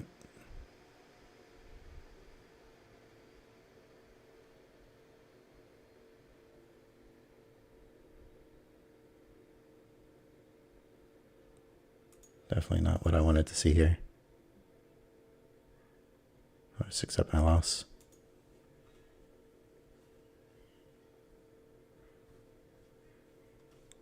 All right. So just trying something there with the Bollinger.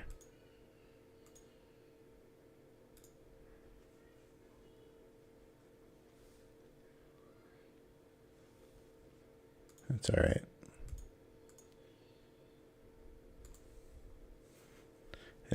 When I do this, I'm not sure where my stop really should be either. So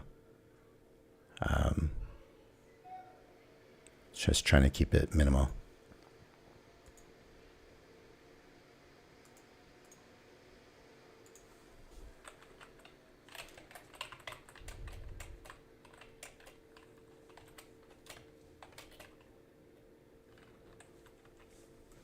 It's funny because when I've done that on sim, it's worked perfectly. But it's always easier to trade on sim, right?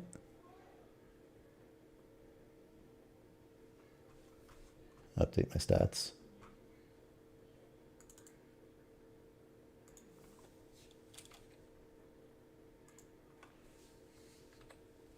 Stats aren't looking too good this week.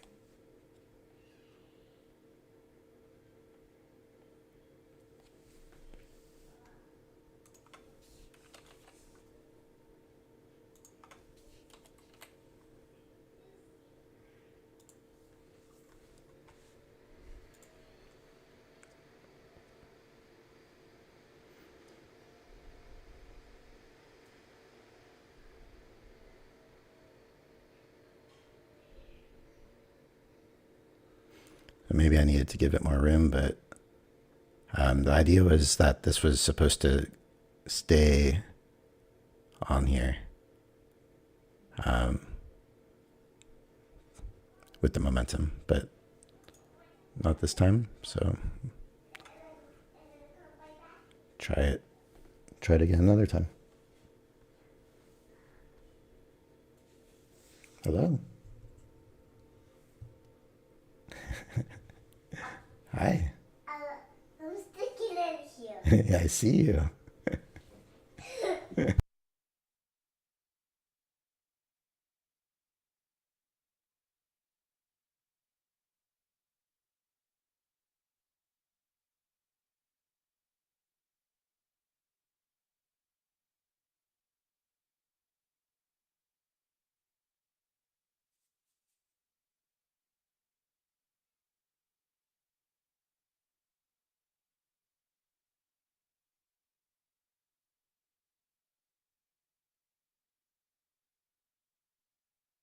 All right, I'm just playing with my daughter for a minute before she leaves for school, so be right back.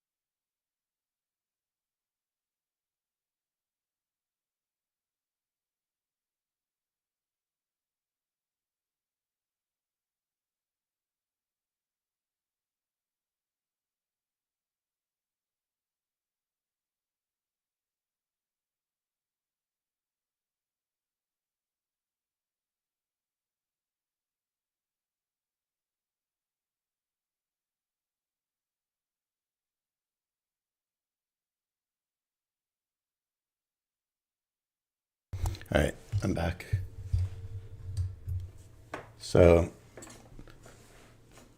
I don't know, maybe I had the stop too close in this situation. I'm not really sure where to put the stop on those trades, but if I had kept it a little bit wider, probably would have been okay.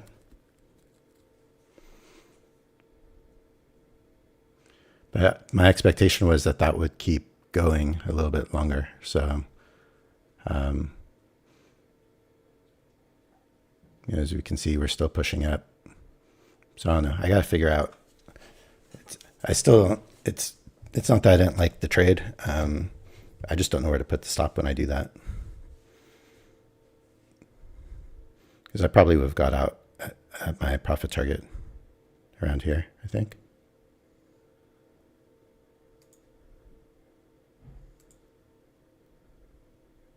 Yeah, it's 5 points. So I would have had to sit through all this, but it would have got there eventually. So the idea was right, I think, but no idea how I should place my stop when I'm in those situations. So I figured keep it relatively tighter than not. But also because it was a experimental trade, I was willing to take it on the 250K, but I didn't take it on my evaluation that's close to passing because that's just not my typical trade. I'm willing to do whatever on the 250 and on any of these other 50Ks for now. But so it is what it is. I mean, I'm still recording it as a loss in my stats and everything, but it's obviously not the kind of trades I typically take.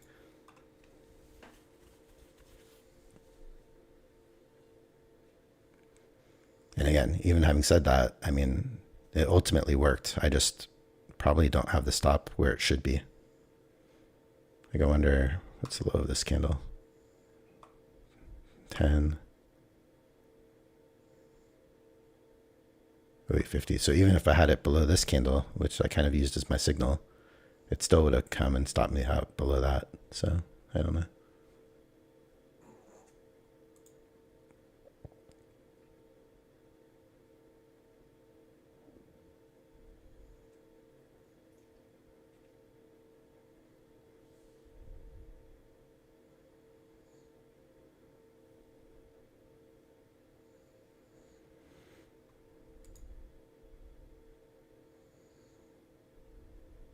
This is the 5 minute. So still plenty of room to the top side. Almost tempted to try it again. Let's see.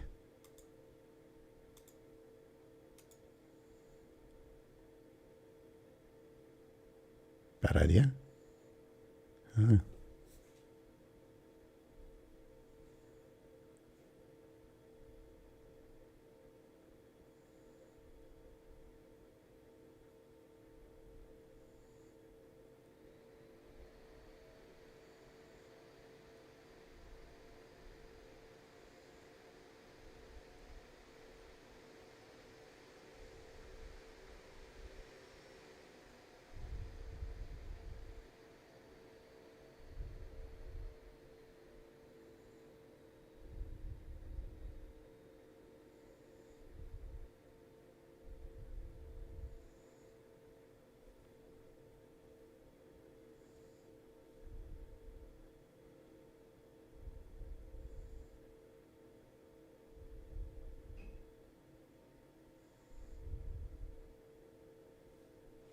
I'm looking at the 5 minute though where, yeah, no, it's all right.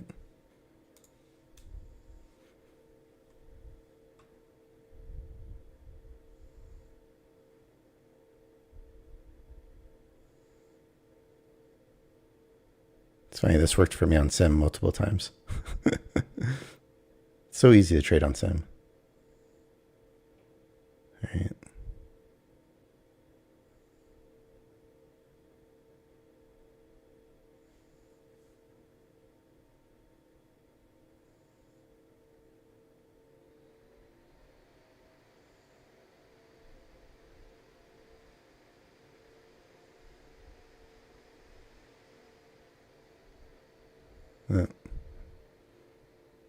not working out for me today on this attempt.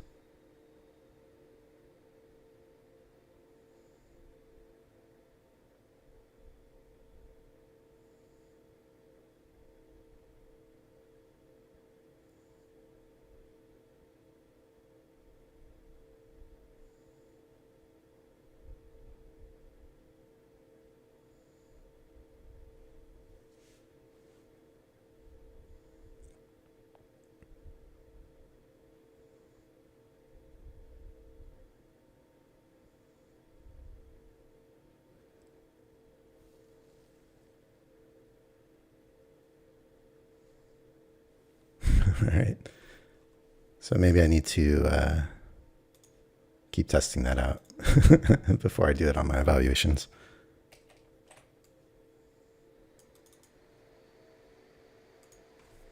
I'm going to ruin my stats by doing this. No tick charts today. There's just no good tick charts. So I'm just experimenting. I figured, why not experiment on these accounts? I can still, if I blow these two up, I can still get two more today for 90%. And so I'm just feeling like I'm not seeing setups otherwise, so I might as well try things. And it's kind of like, okay, so I'll lose $30 on these two accounts. I'm not worried about $30. I'm more concerned about ruining my stats doing this because I'm still recording those stats. It's going to make me look like a terrible trader. 30% for the week. 60 losses. Am I going to be below 80% now? Let's calculate it.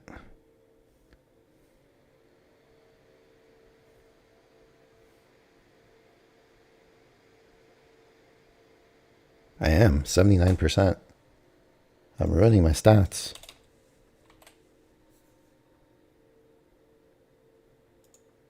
All right.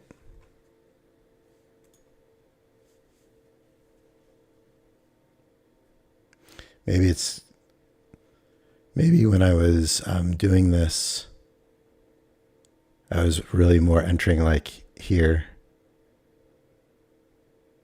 I still don't think that would have got me to my profit target. I think I was maybe doing it sooner. Yeah, maybe it would have reached my profit target. So maybe that's the problem. I'm just entering these too late. Like this one, I should have entered down here. And this one, I should have entered here. Maybe that's the difference of why it was working for me in Sim versus now. I'm doing it later.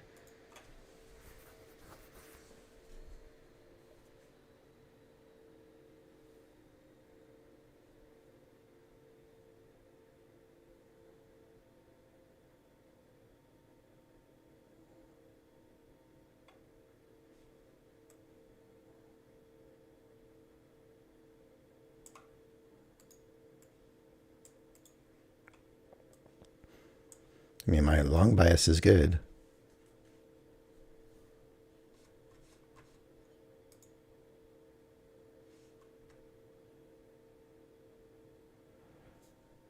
Amma says, what's the threshold value measuring?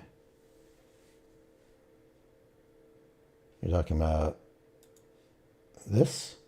This is where the auto liquidation occurs. So this is my current balance, and this is how much room to my drawdown. So basically a little less than 4,000 still in there, but you get a 6,500 drawdown, I believe, on a 250K account. So that makes sense. That I'm about 4,000. Now that I'm down 2,400 almost. And then this one, is 2,500. So I've got about 900 left on that one.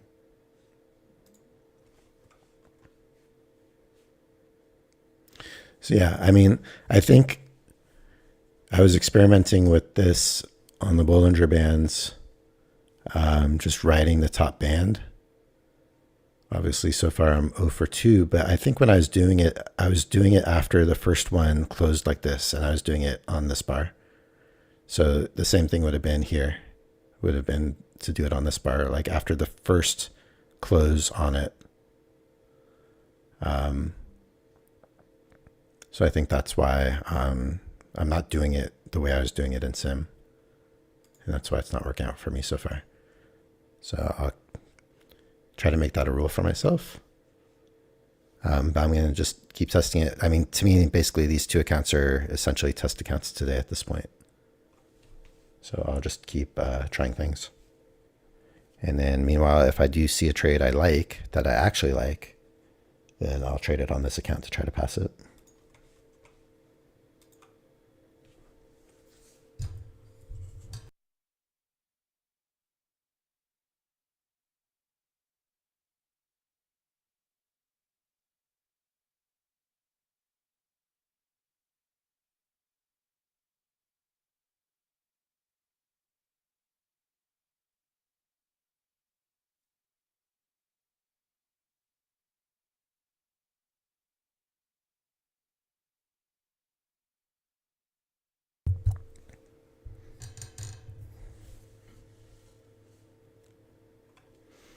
It's kind of funny. I mean, I've been really careful to take trades I like, and then I've just kind of switched mentalities here. And I think that is like the the thing that always happens to me whenever there's a 90% sale. Like I try to stick to my rules, and then I go, you know what? I might as well just try things, because if I blow up these accounts, in this case, 2 accounts, was it $16 each? I can just buy 2 more, replace them, and it's, $30 out of my pocket. So, definitely has a psychological effect to like make me think, I can start trying that. But then it's always interesting how, well, if I had just done that in the beginning of the day, I could have passed the 250K account on this big move down. But it's one thing when you have a bias. I had a long bias, like Alma said earlier. So I wasn't thinking the short would do what it did, and jumping in. And then, you start the day planning the trade, how you trade. And now I'm trading this way. So it is what it is. I'm not going to be too hard on myself. I think that the best play on the Bollingers is to use my setups and play off of the pullbacks. You expect you get to the top of the Bollinger, you expect to get to the bottom. You get to the bottom, you expect to get to the top. I mean, it's just how the Bollinger works. You're at the bottom, you get to the top, you get to the bottom, you go to the top, you go to the bottom. In this case, you went further. This is an example of like, what I'm looking for is like, you get that first close on the bottom that's pushing the Bollinger. I guess the other thing I'm not paying attention to is what the bottom's doing. Because really when it's pushing, it should push the other Bollinger the other direction when it's going to be a strong move. Like you can see here, like when this closed here and it kept pushing, this Bollinger was pushing away. So I think that's the other thing I'm not keeping in mind at the moment. And again, this is just all me trying to figure out how I want to trade this, or if I even want to trade it. But this concept was working for me when I tried it on Sim a few times. And I've just noticed these sorts of things when I've watched it.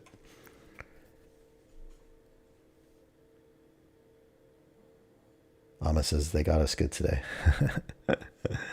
Yeah. I mean, it's good to, like, today I don't feel any pressure, and I don't, like, it's a good situation to be in as far as like, yeah, I mean, I just spent, what I spend 10, did I do 10? 1, 2, 3, 4, 5, 6, 7, 8, 9. So I just spent 10 on 10 accounts. So, I mean, it's not like I didn't spend money. It's $160, right? but I bought them knowing that like I'm going to go through them. So one way or the other, my plan is to go through them inside of a month. And so I probably will just replace these today.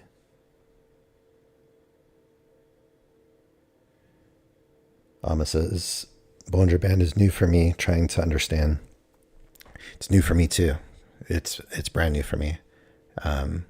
It's something I've not followed or even tried to like look for information on. It's just based on my own observations, what I'm trying to do. And then I'll learn along the way. I'm sure I'll make a lot of mistakes.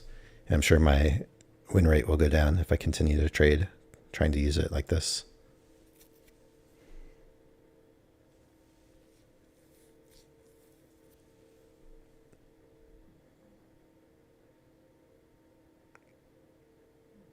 So yeah, definitely don't take anything I say about the Bollinger Band as being something you can learn from, because it's all just a test.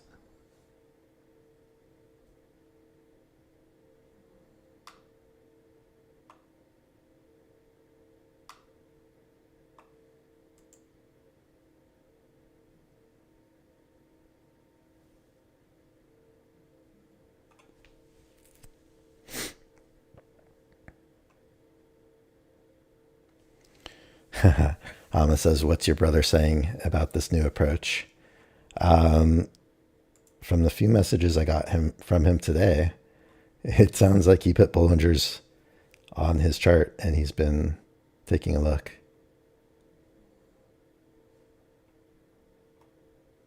And he's had a successful day with it so far.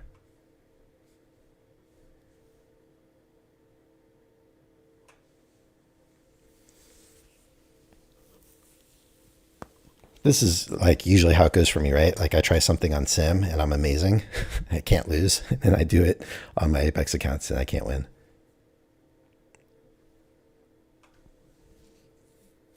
It's like, it's ironic, or I don't even know if ironic's the right word, but it's pretty humorous that I have that ability to try something, even new or old, whatever I'm trading. I can trade on Sim, and it's like I can do it with my eyes closed and I can just win, not even know what I'm doing. But I can't do it otherwise. Is he watching your stream? I don't know. I have no idea. He hasn't been commenting in my stream, so I know he watches it. I don't know if he watches it live or if he goes back and watches it after the fact. And I don't know how much of it he watches. I know he watches some of it. I think he told me once that he liked my reviews better than watching me stream. I think he doesn't want to be maybe influenced by what I'm doing or what I'm looking at. I'm not sure, honestly. But he sent me a message a little while ago that he's green on all of his accounts today. So I should be watching his stream.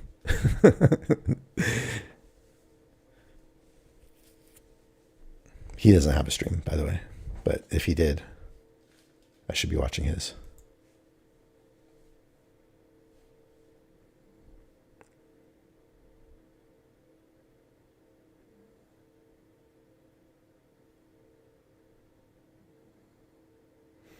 All right, so this is interesting because we got one leg up, essentially two legs up, but didn't make the measured move. And it's turning. And every time it doesn't make the measured move today, it goes deep in the other direction, which is what it looks like it's trying to do now. Here's what I'm talking about with the Bollinger Band, though. This is the better example. So it's pushing, and you see the top Bollinger Band is pushing away. That's when I've noticed that if you can jump in on those, you could pretty much get 5 points really easily, typically. I'm not doing it here because we're going right into the previous day high. I think that was still. Yeah. So that's the level that I'm wary of. But that's actually what well, not what you want, but that's what I was looking for in my sim trading, was that kind of situation.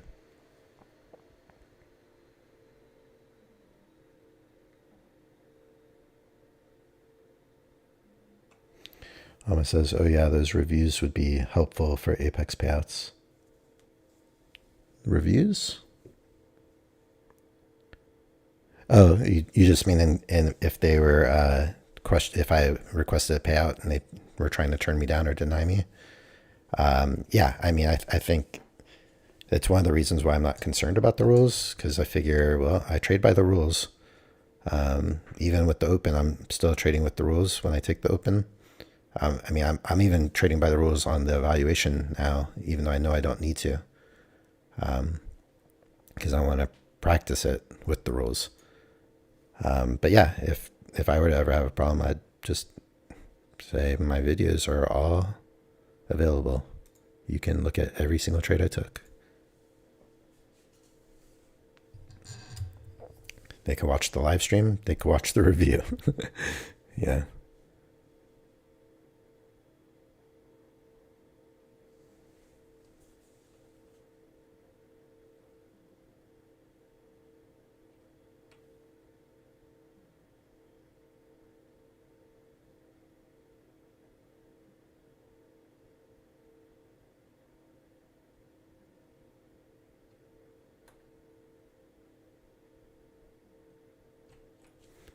I'm going to just try something here. Oh.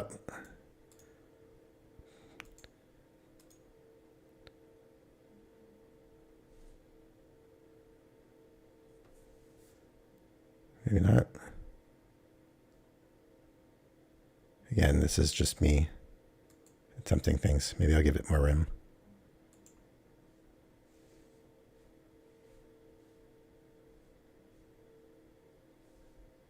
Feeling adventurous today.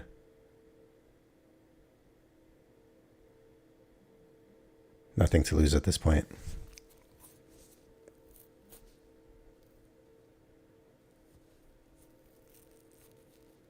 Just because it's off this level that I think could be support. At the bottom of the Bollinger, thinking we go to at least the middle.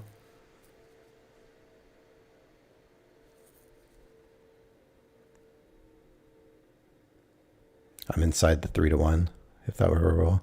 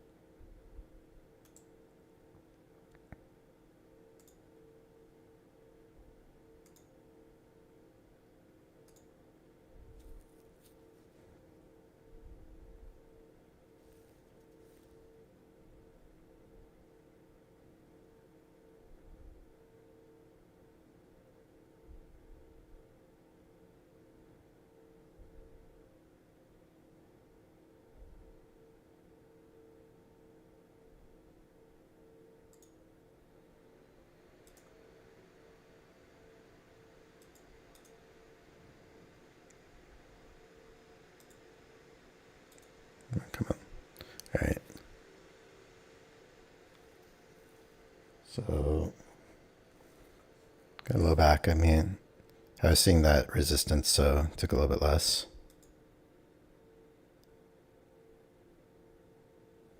Basically 4.25 points. All right, it's going to go all the way back to the top. So again, just trying things. To me, this was like off the support of the previous day high and had a bar that closed off of the Bollinger, and it's kind of a second entry long off of Doji. Okay, could have got much more. But figured, okay, we'll at least go to the midline, right? Yeah, I like that this was coming down, so.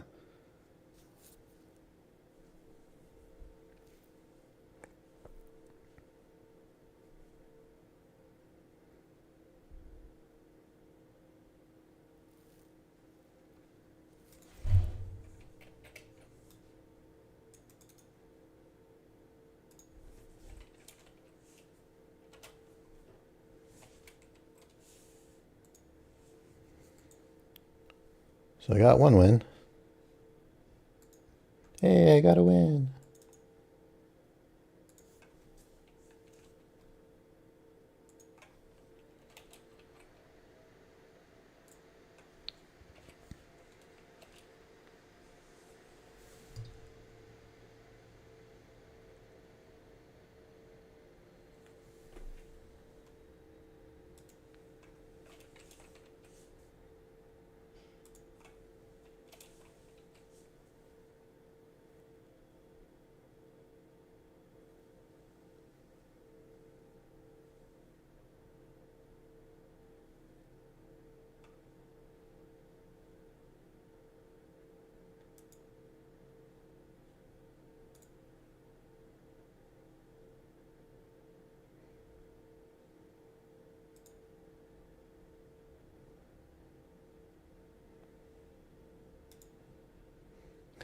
Thanks for the fireworks and celebration, Mama.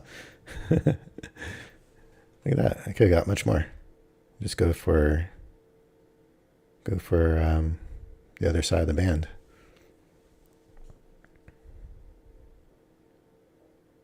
I think this is maybe the better way to play it, is like to buy the dips and buy the pullbacks and sell the pullbacks too. Yeah, on both sides, to play it for one side to the other side instead of these. These are probably a little bit more risky.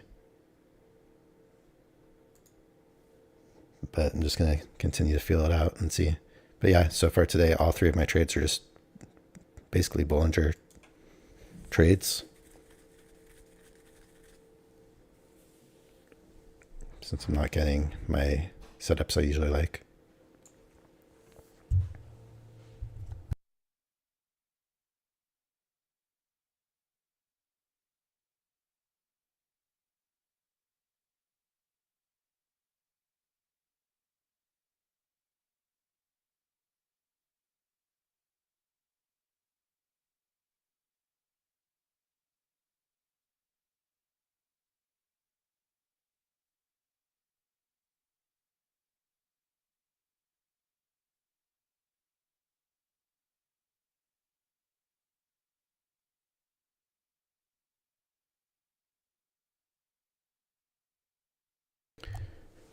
All right.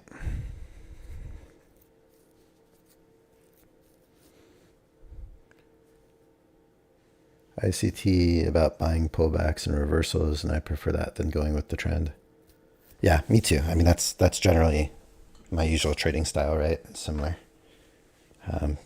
More the style, buying on the pullback. But I'm telling you, it's, even though I got these losses, like I realize after the fact, it's because I think I was being hesitant to try to pull the trigger on these trades. And so by the time I actually decided to do it was way later than when I was doing it on Sim. Like I was getting into the trade on Sim when the first bar would actually, like the close of the bar would be on the Bollinger. I would get in when the next bar went above, and I'd go for 5 points, and I was getting it every time. And if I had done it that way on this, like this went 12 points almost. So more than enough room on that one. And then the second one, this is where it closed. So it'd be from above this bar. So from there, 8.5 points. So I think I just didn't enter these the way I had been doing it when it was working for me in Sim. So it's just my own,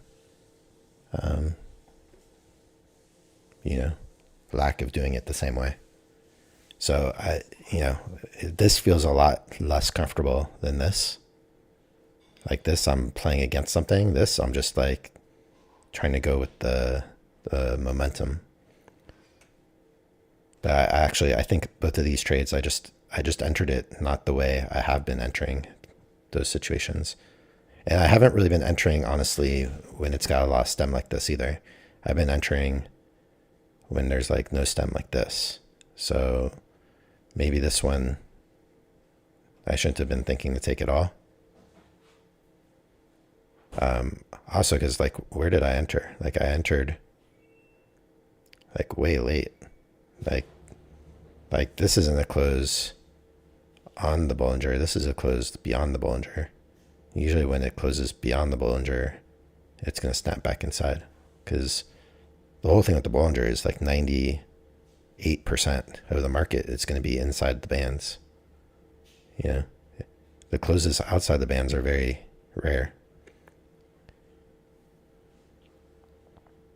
So I think if anything, I just traded it. I traded those first two trades just really not well. But that's why I need to do this. I need to like it's one thing to just observe it, but until you're actually taking the trades and seeing them work or fail, then you can kind of build some sort of rules around how you're going to trade it. And I'd say this would have been where the entry should have been. So that's a rule I'll try to make for myself moving forward to see how that works if I do that.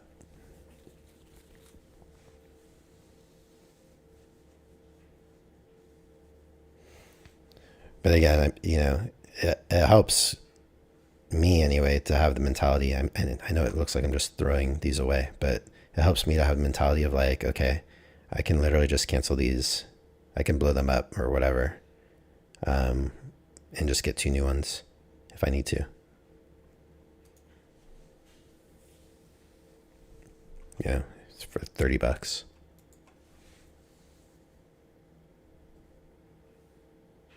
Because that has been part of my problem on my PAs, at least, is like I put so much pressure on like having to do well that I'm really hesitant to trade. And it's just, I think that's been part of my problem with not getting the payouts on those PA accounts. So I'm just looking for ways to like shake myself a little bit and be a little bit looser. Like, to lose 1,800 or 1,200, it's less than where it was before. But like, it's like there's a fear of that, but it's like not a big deal. Not a big deal in evaluations anyway. It says, makes sense, kind of like self-sabotage. Yeah, I do. I think there's a certain sense of self-sabotage that I go through on my PA accounts.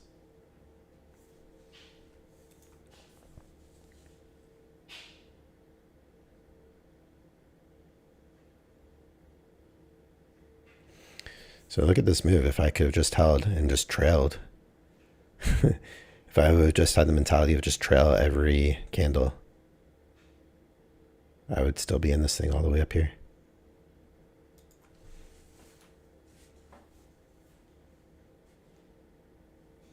I'd definitely be back in the green by now.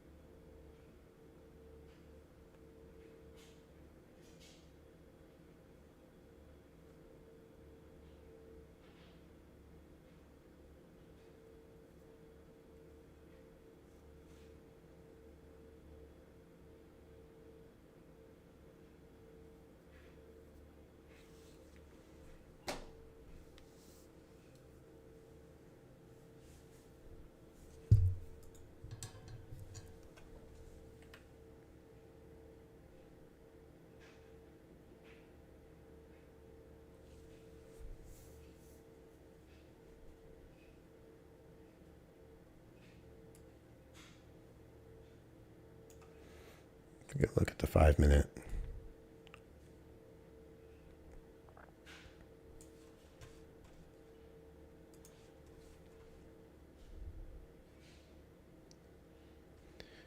I don't know. So 5-minute, the only one I see that could have given me something was this, but I don't see anything else.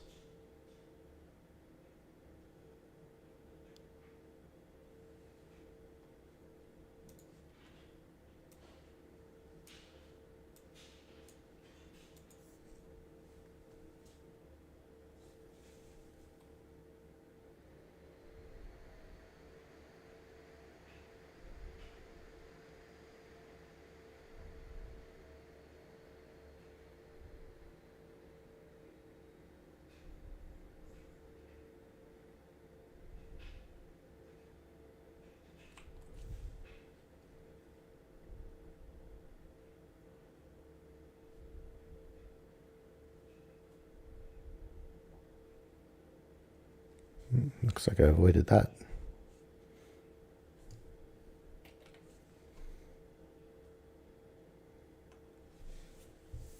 Hold winners and cut losers early is just a bunch of bologna sandwich marketing slogan. Yeah. Yeah, because how do you? All right, let's try this.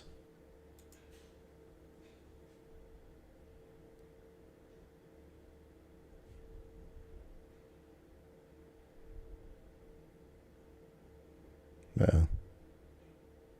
It fooled me when it came back down.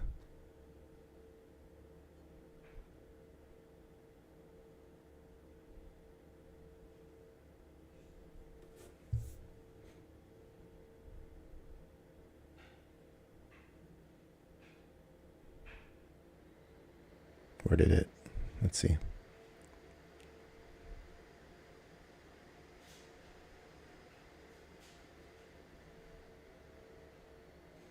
I'm really just trying things at this point today with these accounts. It's not working out.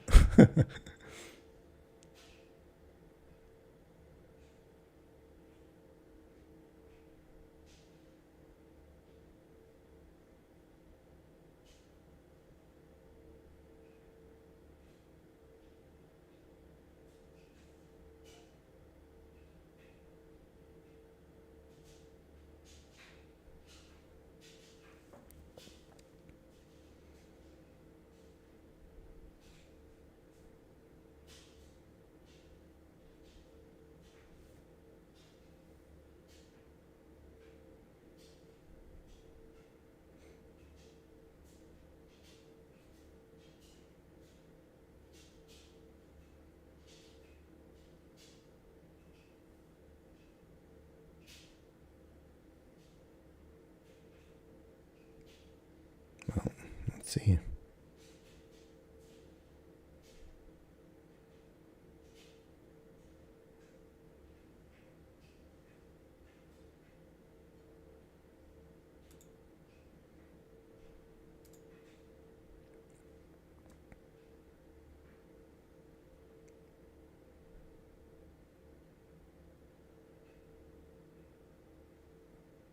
It's just teasing me.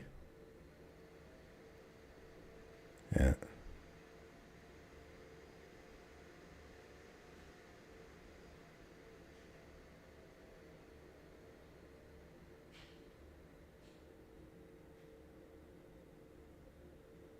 Maybe.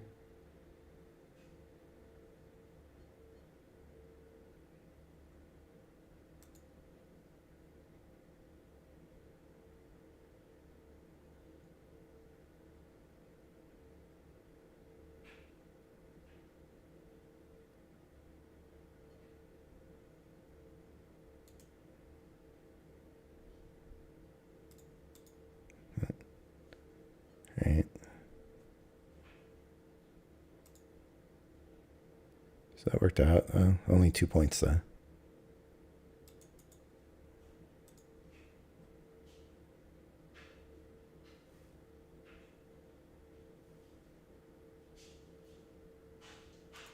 Only 2 points.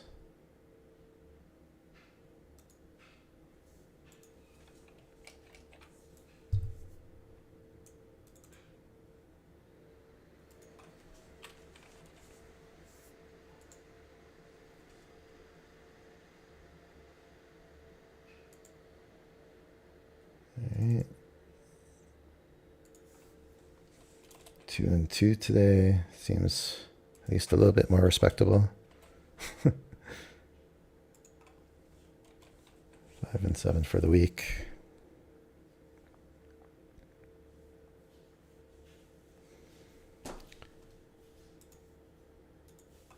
A whopping 42%.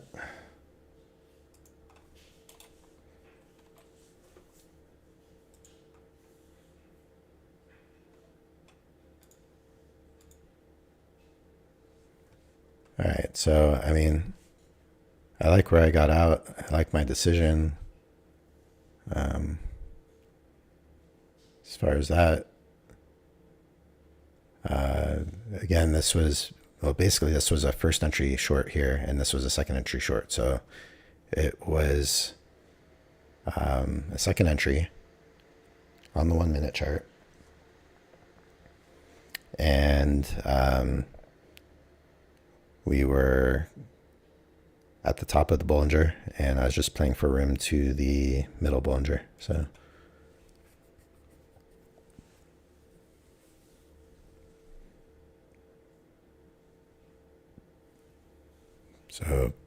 at least having more success trading pullbacks using the Bollinger is a little bit of a guide, and using it as the momentum on the top side or whatnot. But I still think the idea was right here. I was just late on both of those.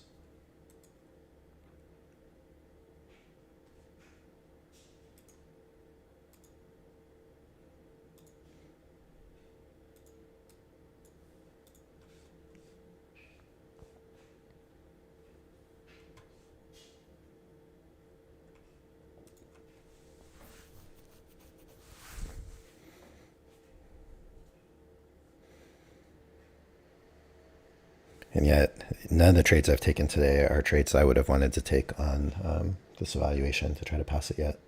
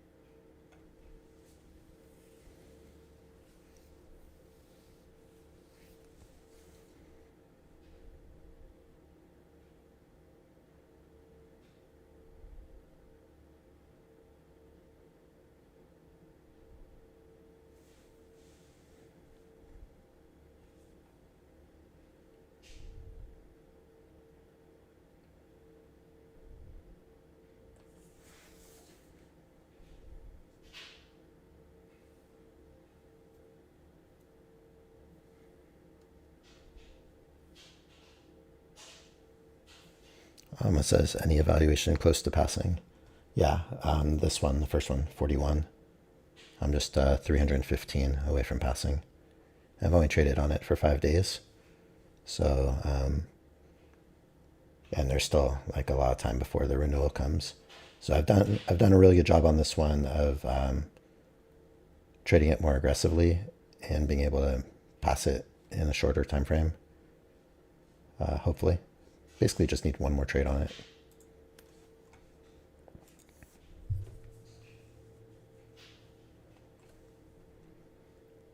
So I'm going to try something here.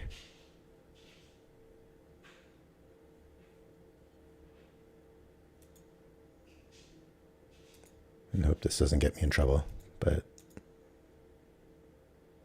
oh, okay. Got me in trouble.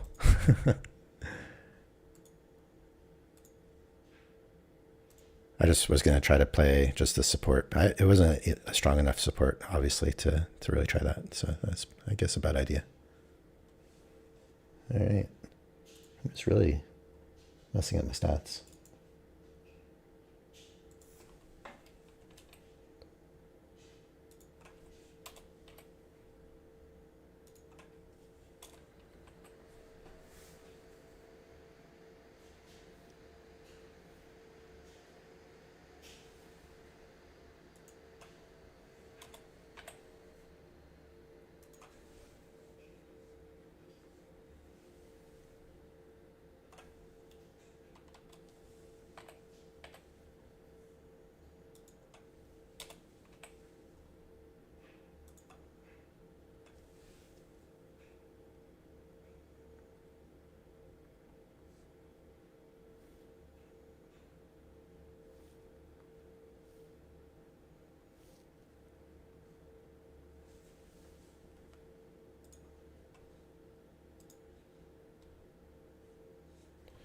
What happened? I put a limit order to just buy at like the support level.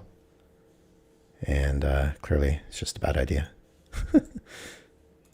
Again, I'm just really using today as like a testing ground to try things. I will more than likely replace these two accounts before the 90% sale is over.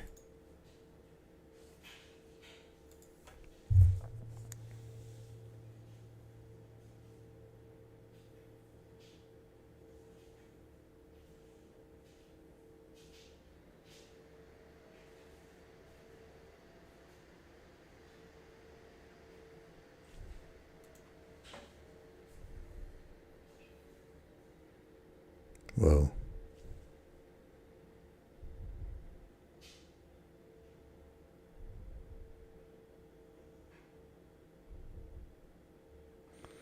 So again, another situation where it's not going to make the measured move, apparently.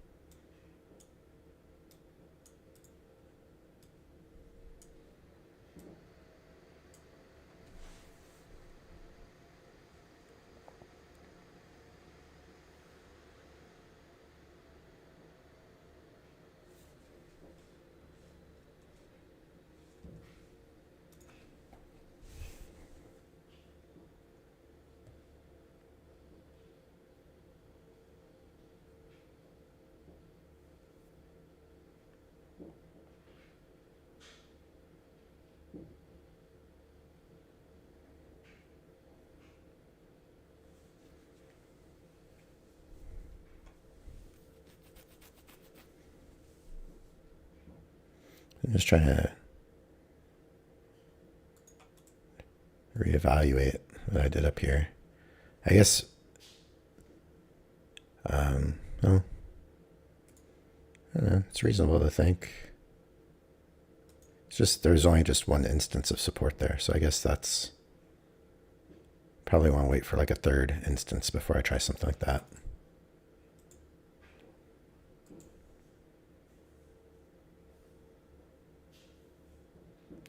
All right, Alma, have a good one. Thanks for coming by again. Appreciate it.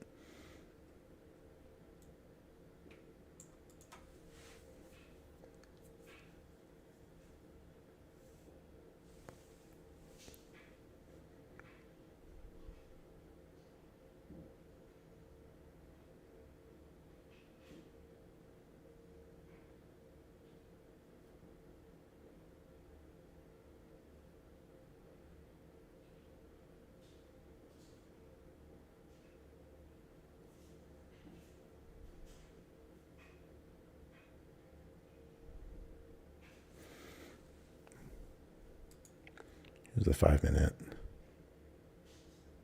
Actually, it looks like first entry, second entry short, but I don't know.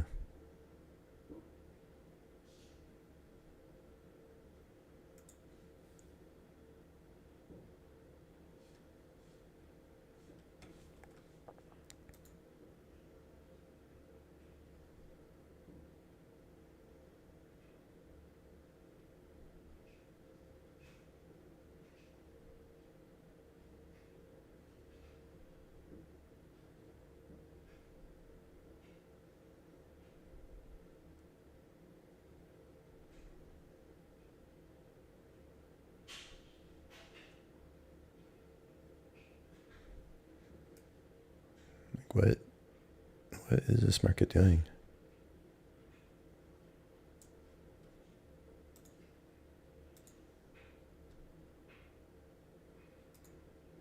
Like a range like that, maybe? It says no.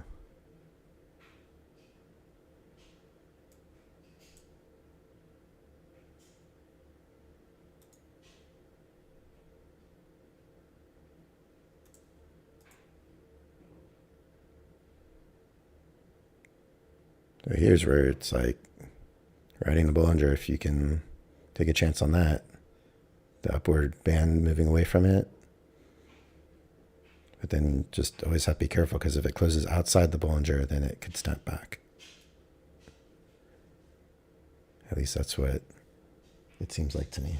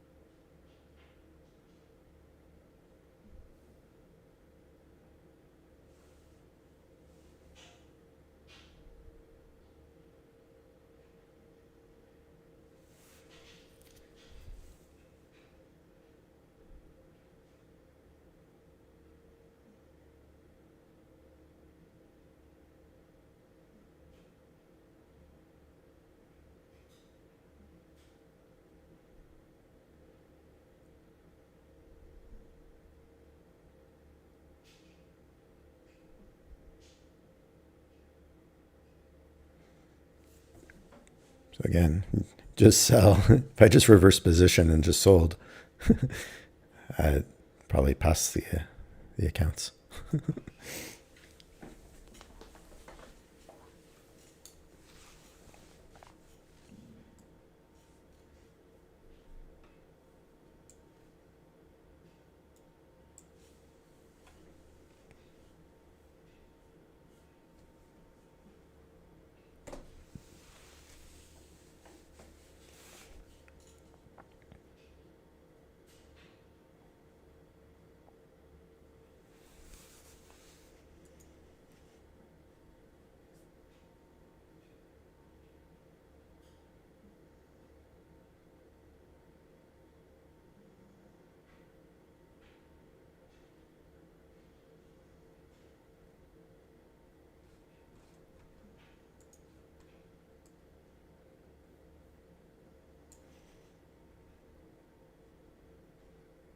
Just looking at tick chart, just to like, it's a little easier to look at tick charts sometimes just to understand what's happening in terms of overall.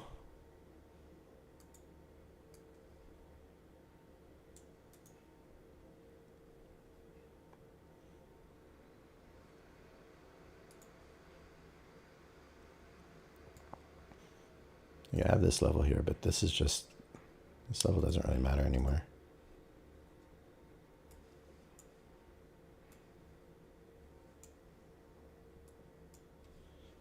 Here's the daily chart.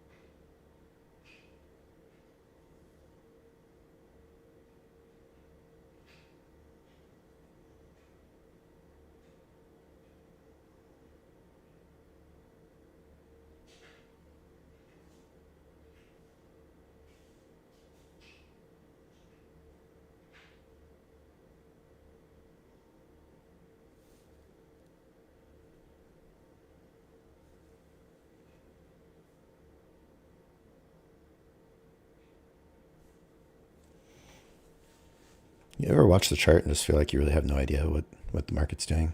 That's where I'm at.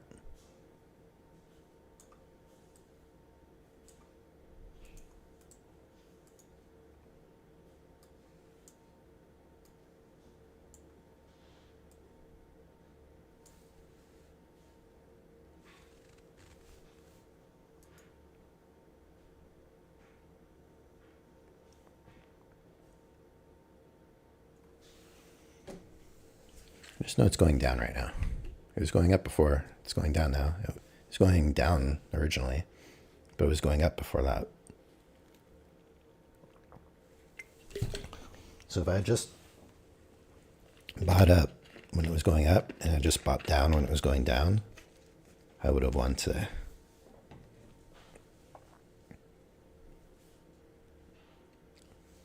Should have been easy, right? Market opens, look, it's going down, just go down. Okay. It got far away, made a new low, just go up.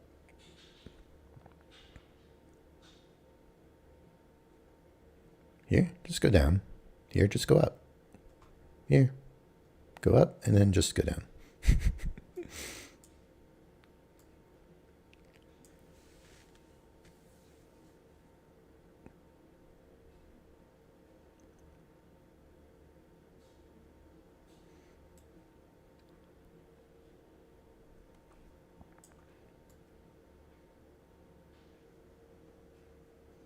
It's a wild ride today.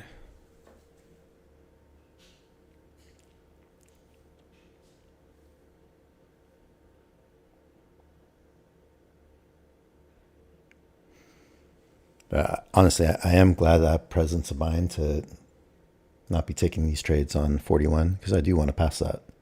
I want to get the PA. So saving that for a good trade and not this, yeah, kind of speculation stuff that I'm doing today.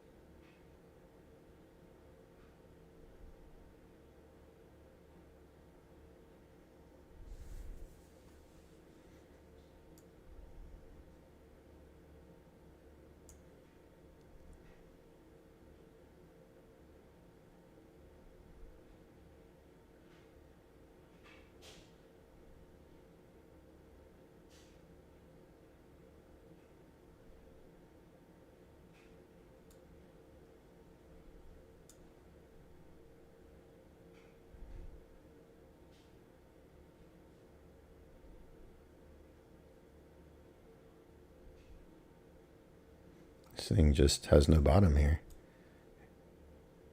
Really gonna finally make a run to close the gap today?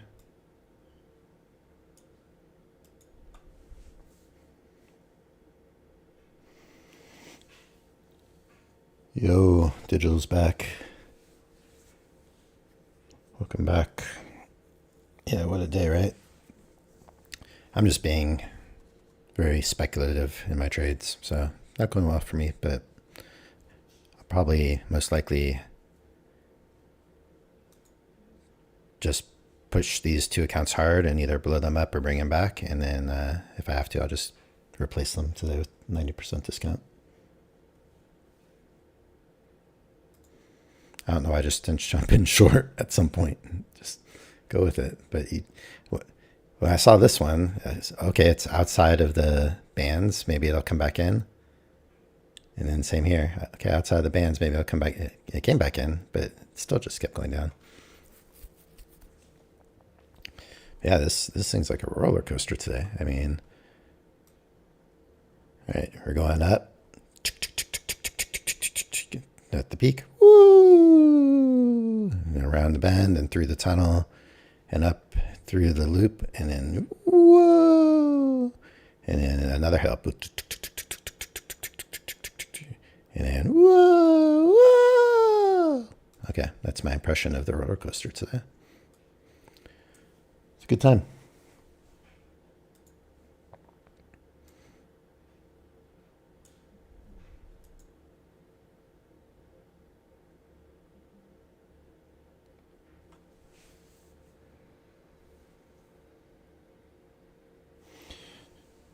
Oh, this is the price action you like trading, digital? future wealth. I don't know. This is like pretty wild stuff. I like the movement. Don't get me wrong, but I'm just having a hard time reading what the intention is. Yeah, it's just really all over the place, but I love the movement. I'm also I'm taking trades that I don't normally take. So yeah, when you see red numbers, it has a psychological effect.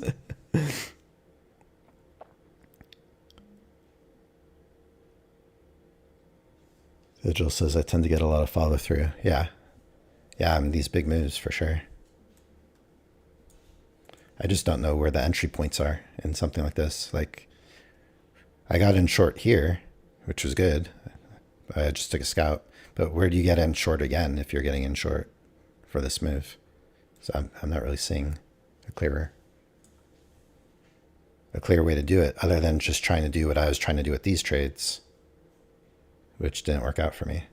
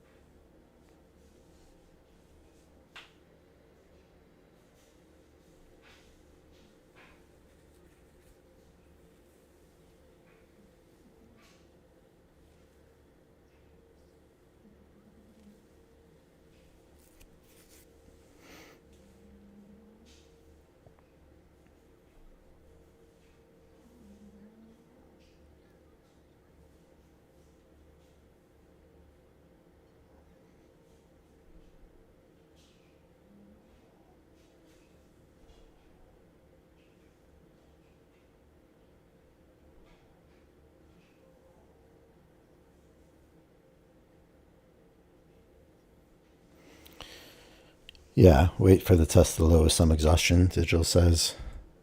Yeah, I don't disagree.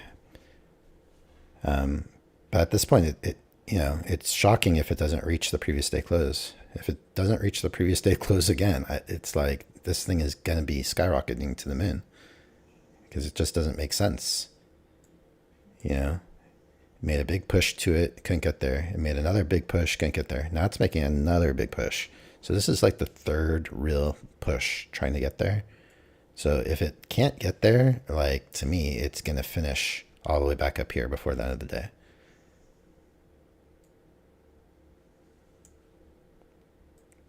That's what it feels like anyway.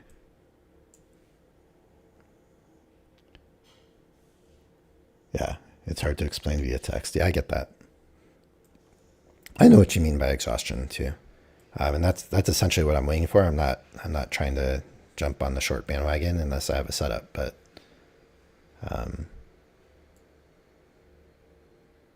there's usually a destination when it makes moves like this. So that's part of what I try to just understand is where it's trying to get to.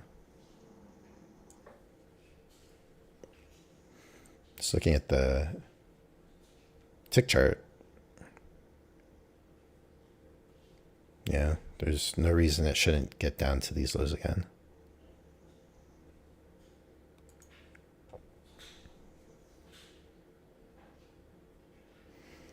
Yeah, well, the tick chart, yeah, Digital's asking if I look at higher time frame. So the tick chart is a much higher time frame. You can see by how few bars, but also I put a 5-minute chart up today just to have my eye on the 5-minute, and then I also have the 15-minute off to the side that I don't have loaded in this window.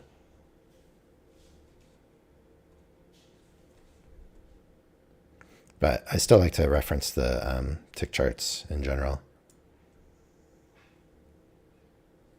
Oops.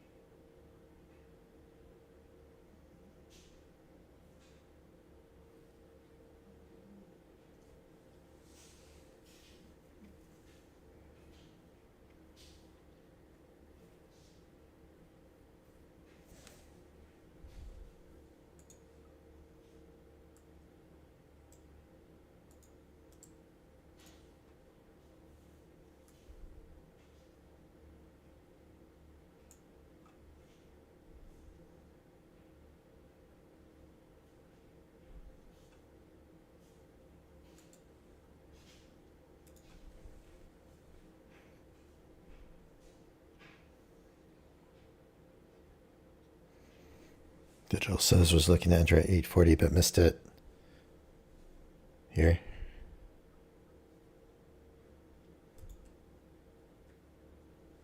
I was looking at the 5-minute actually.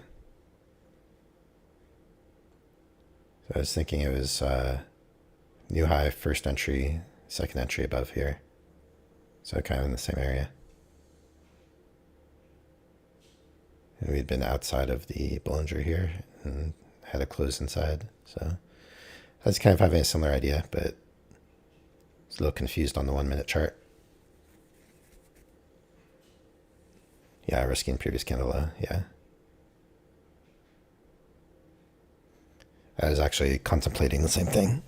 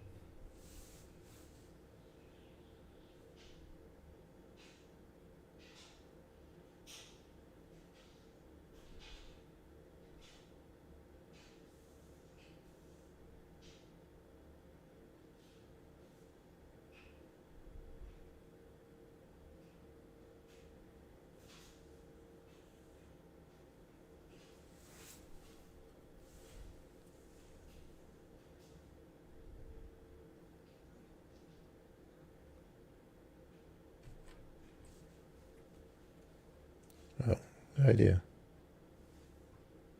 Shoot.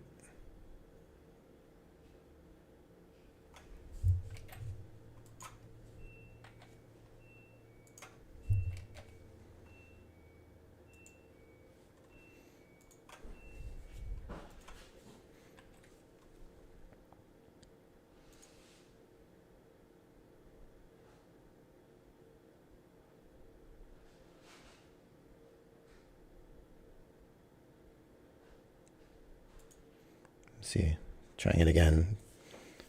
Maybe a bad idea.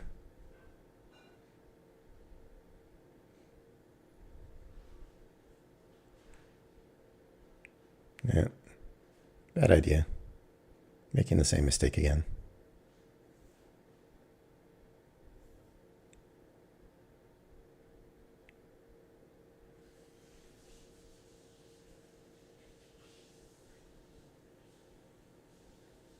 No. So we get saved.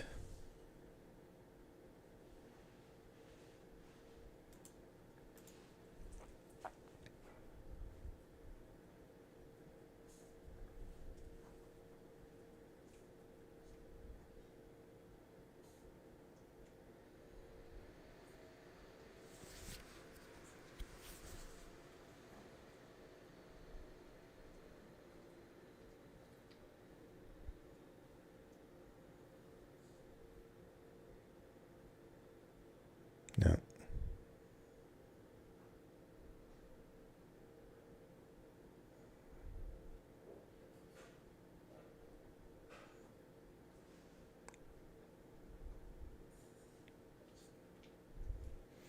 If it goes above, then maybe I have a chance, but since we're coming off the top of the Bollinger, I'd guess not.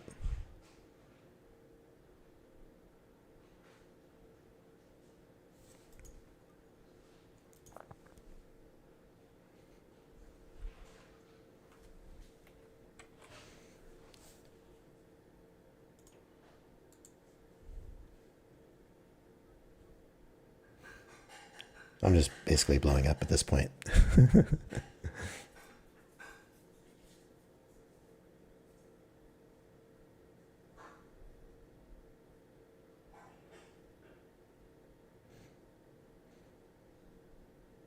Just say we'll go to the bottom of the Bollinger at this point. We'll see.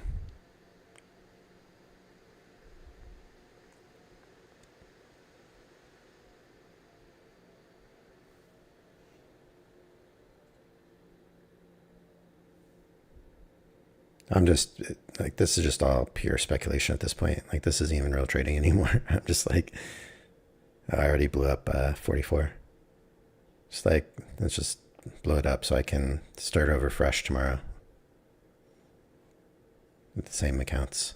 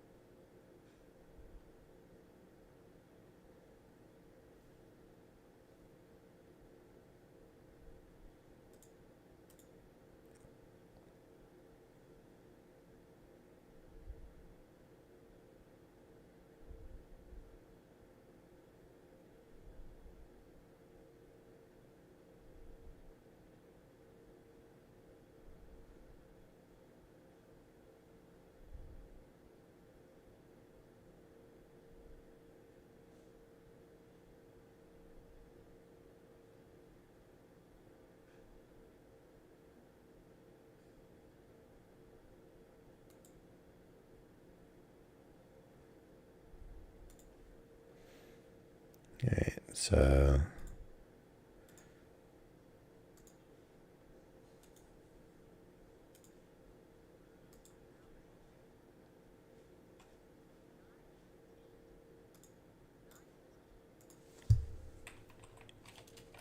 EV44 blown.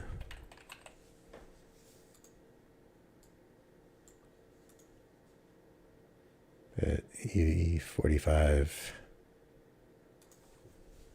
or 43 gets a win.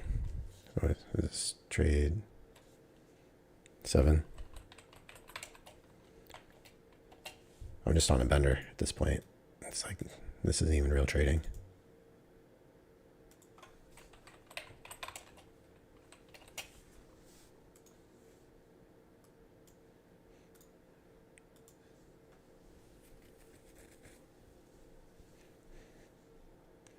So as we can all tell, this is not the way I usually trade, but this is what's happening today.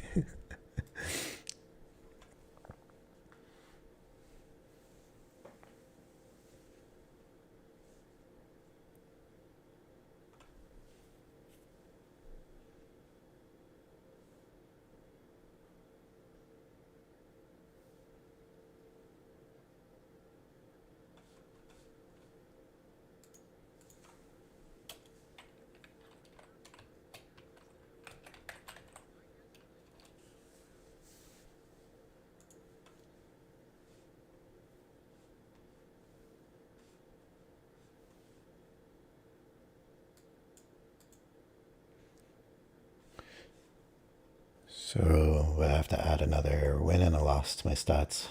I don't even know if it makes sense to keep stats anymore the way I'm starting to trade, because I'm not trading my system.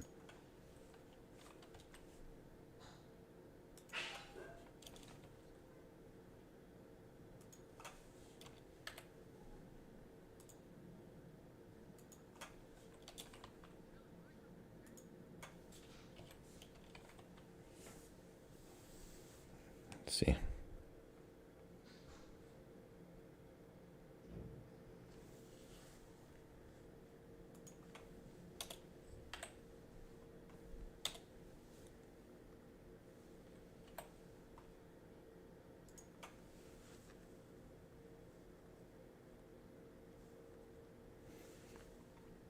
Basically on a bender right now.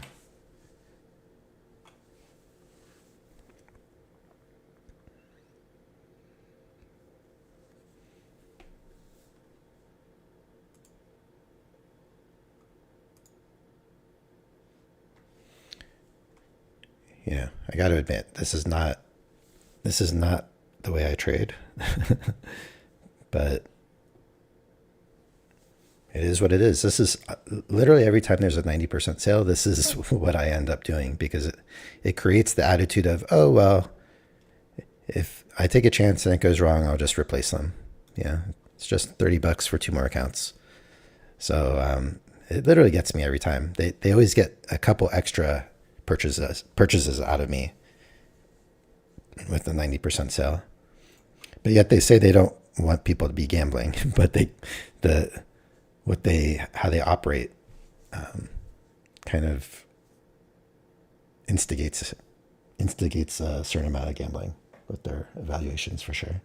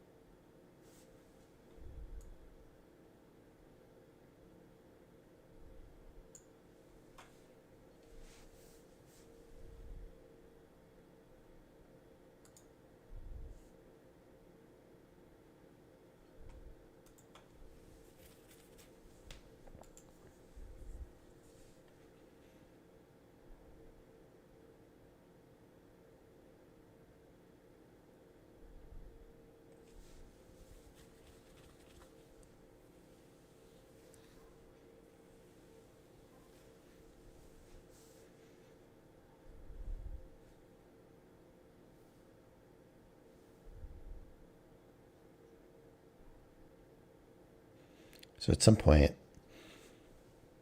I'm just going to try to either get a huge gain on the 250K or crash and burn it.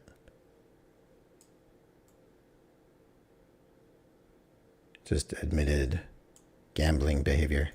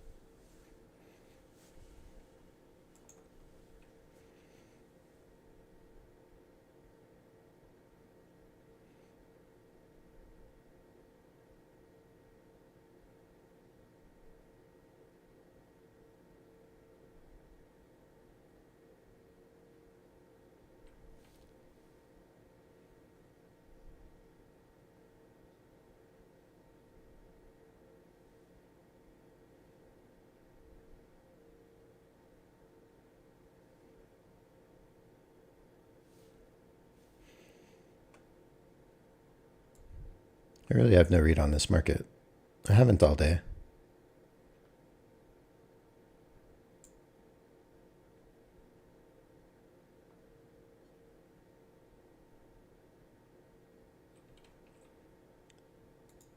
Just jump in.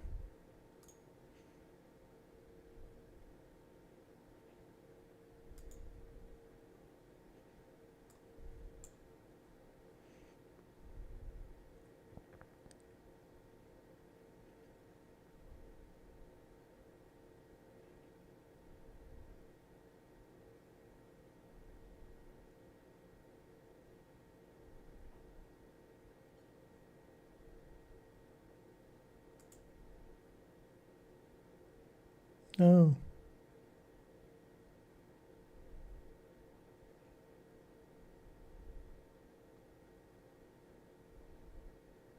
There you go.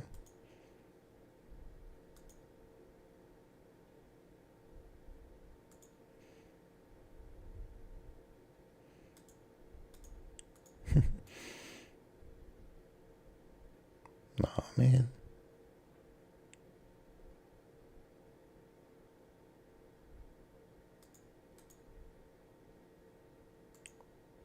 Playing with me. Here we go.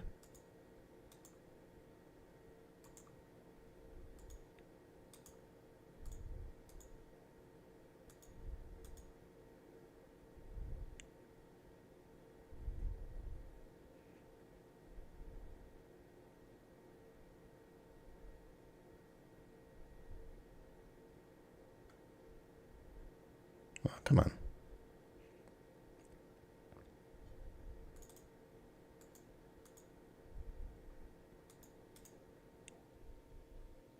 Nah.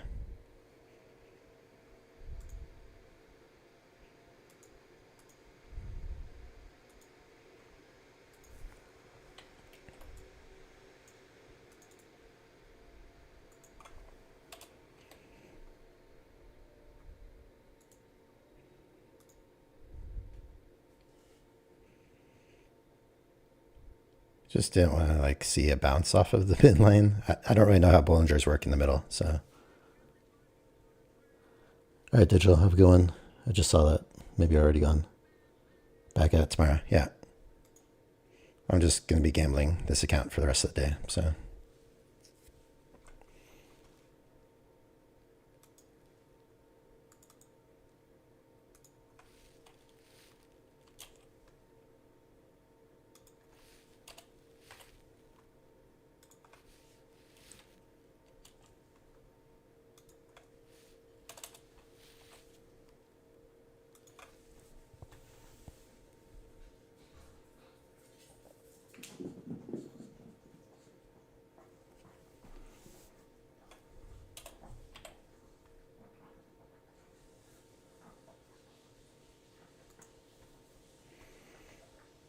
Yeah. So I could have got some more, but what did I get there? All right. It's not too bad. It's 4.25 points.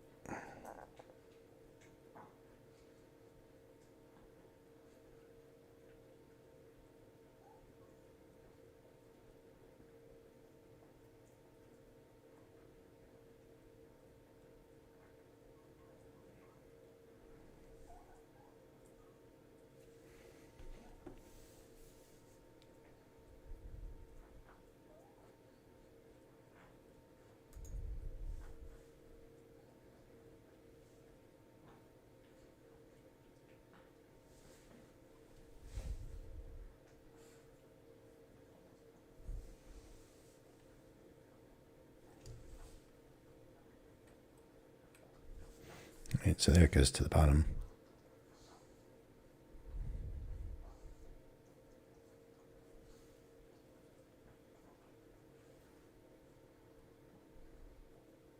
Yeah. That was kind of what I was thinking, but then we'll get burned again.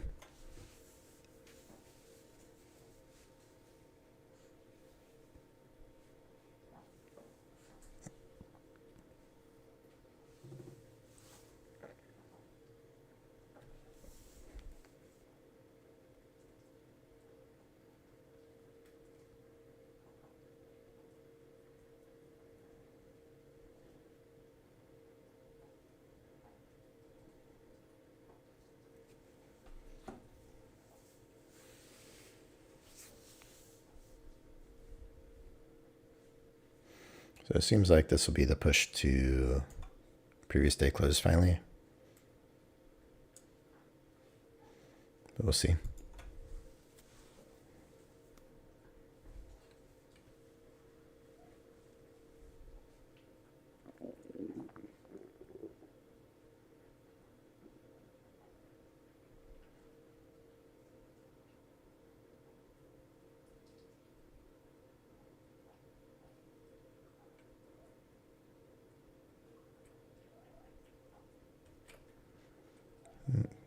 Just trying to get in that. I think I missed it.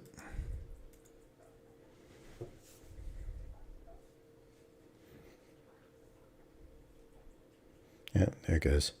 That was, that's what I've been trying to do on these other ones that I lost.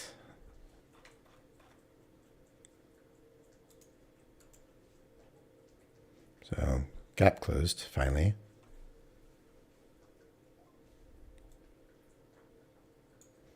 It's still going.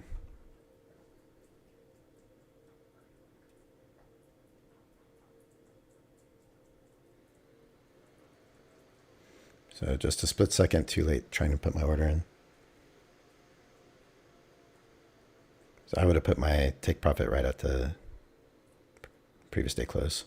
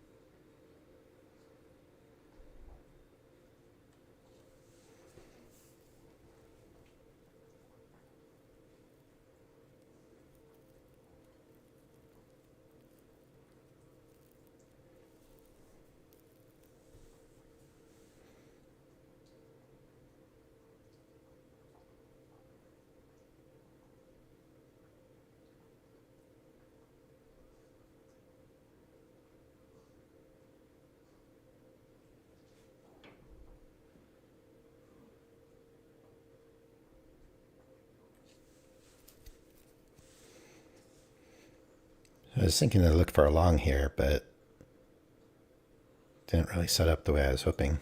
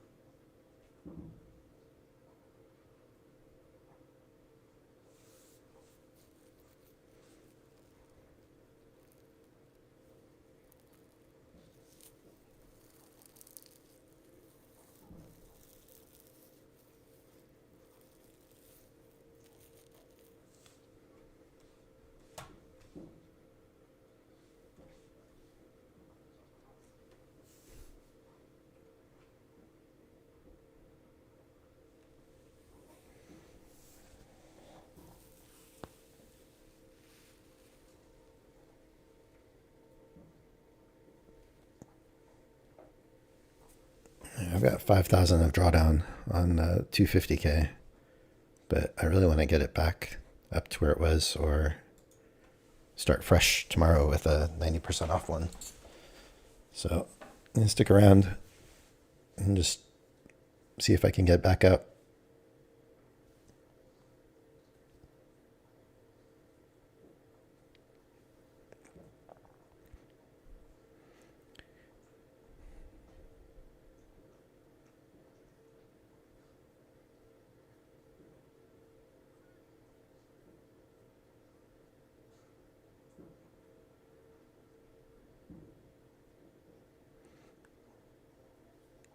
Oh, look at this. So where are we headed? Where are we at on the daily? Very bearish, obviously. 5 minute.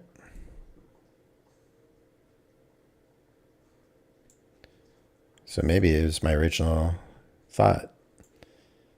One leg down, which actually has to go to here. And 2 legs down. 1 leg down, another 2 legs, 2 leg correction, correction, and now 1 leg down, 2 legs down. You can see this better here. So we're at this measured move, and then there's a bigger measured move.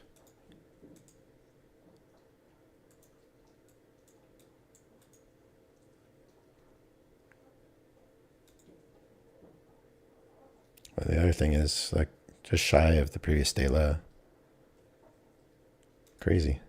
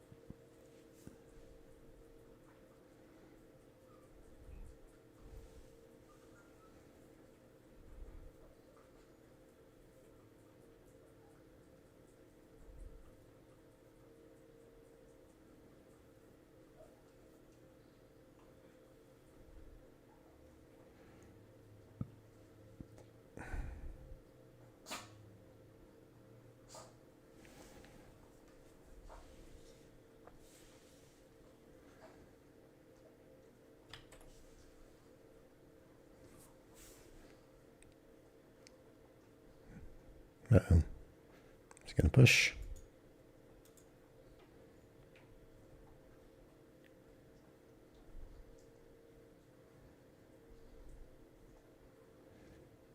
I really should have gone a little bit lower, but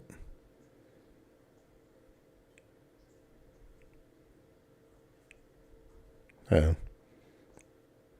bad idea.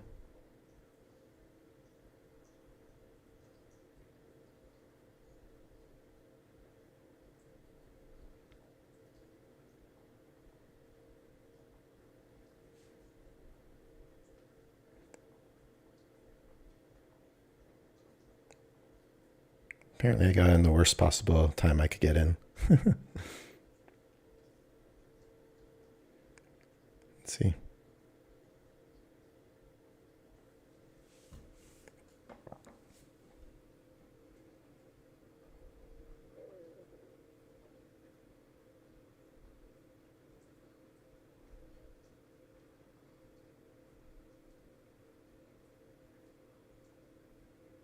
Not looking good.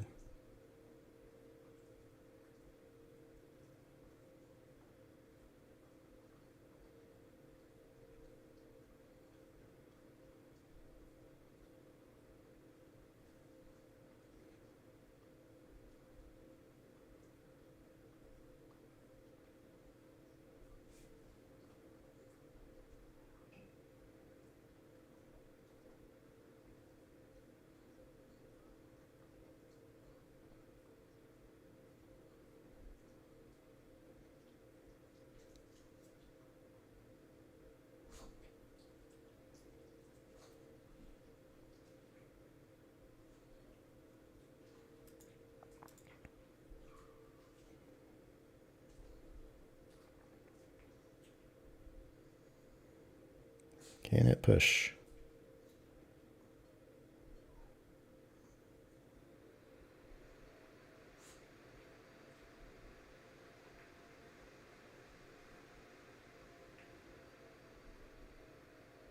Nope.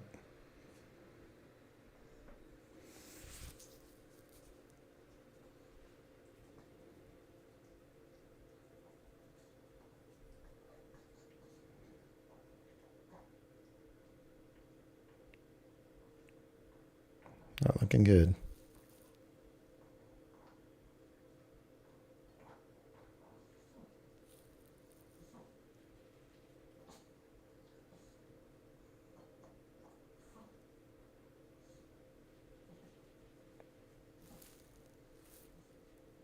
Wah, wah, wah.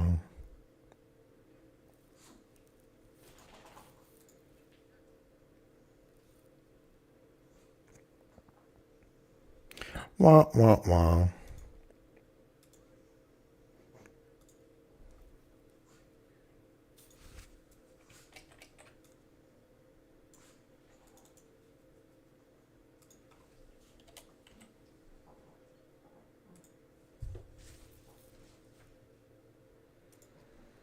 Really don't know why I'm keeping the stats from today because it's just not my strategy, but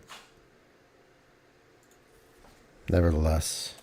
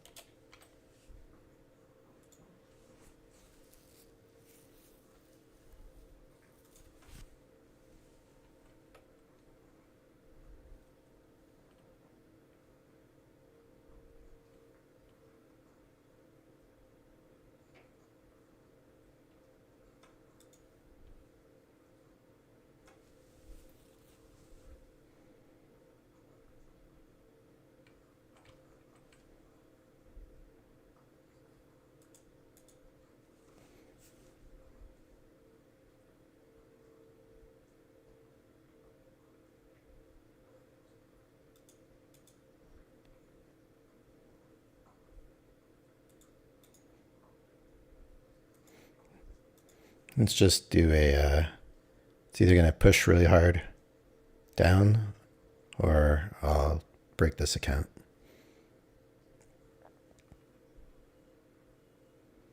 So I've kind of had enough for today. So I'm either going to bring this thing back or I'll blow it up.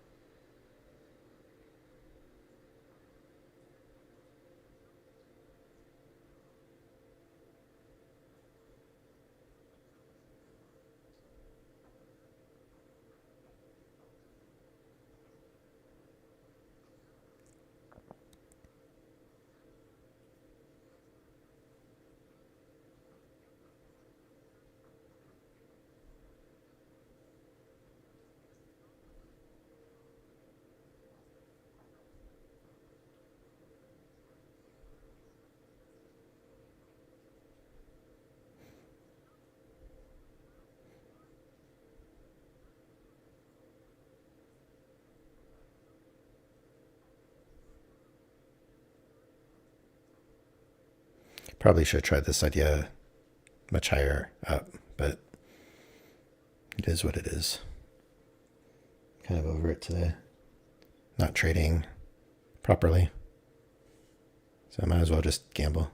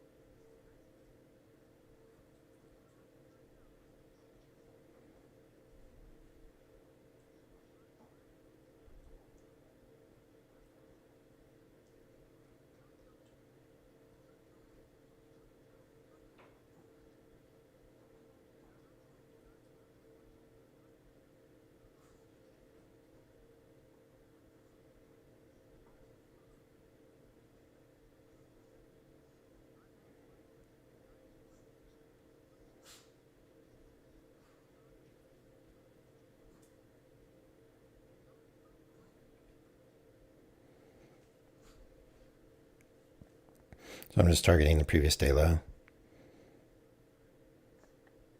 And we'll see what happens.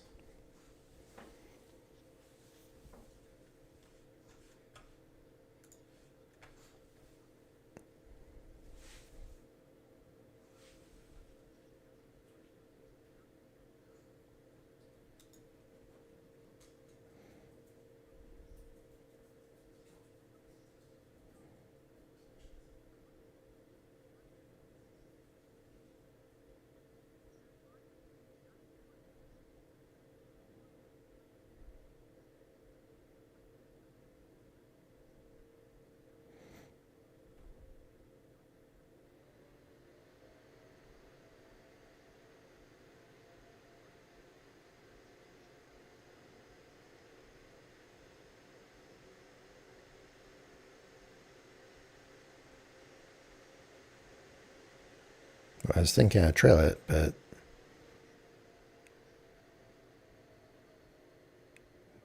looks like this thing's going to want to just spike right back out of here if it closes bullish.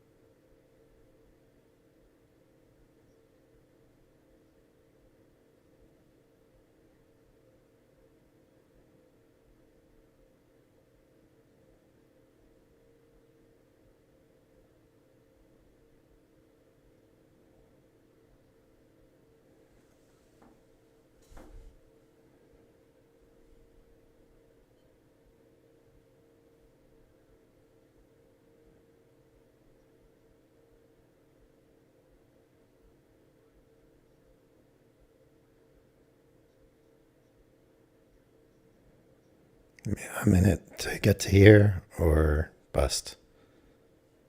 So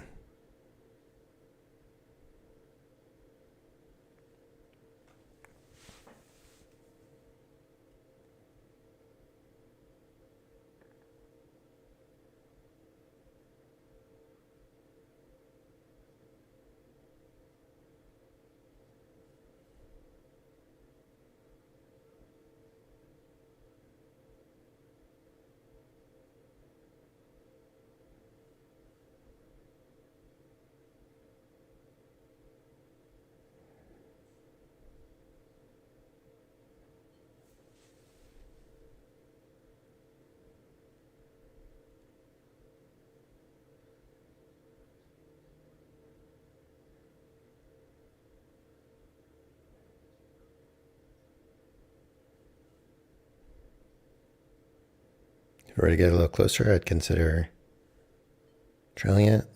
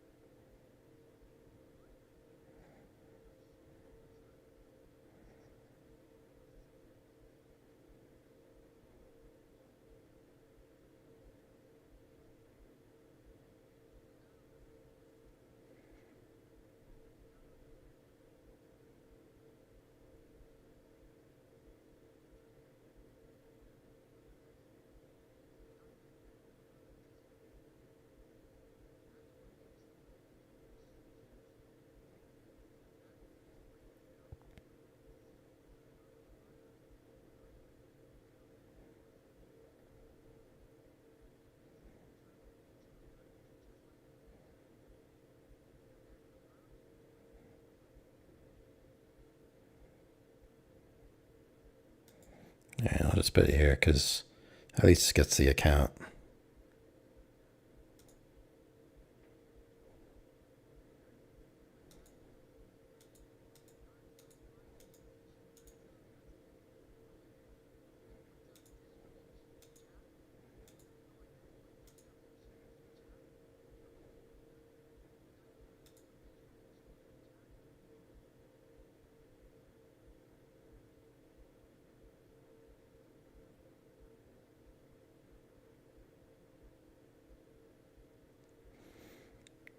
All right.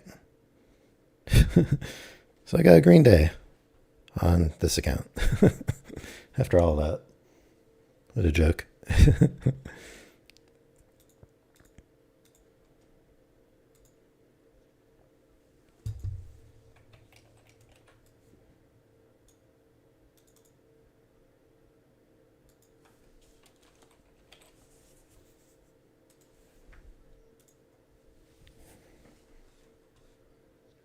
Kind of a joke of a day, but sacrificed one account and brought one back just gambling. But that's what this 90% does. It inspires gambling. So Apex says they don't want gamblers, but yet they inspire it.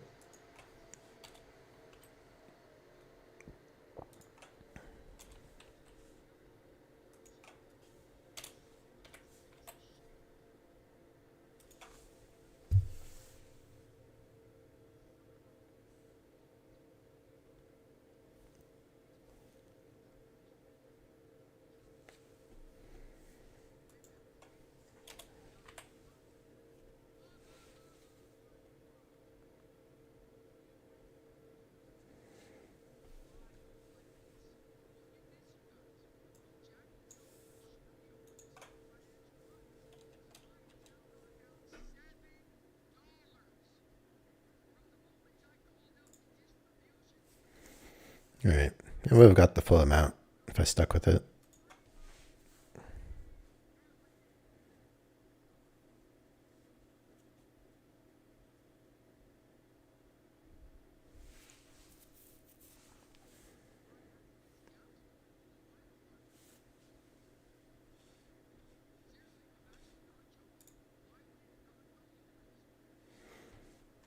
All right, so this is not indicative of how I like to trade, but at least I don't have to buy another 250K account today. So what I'll do,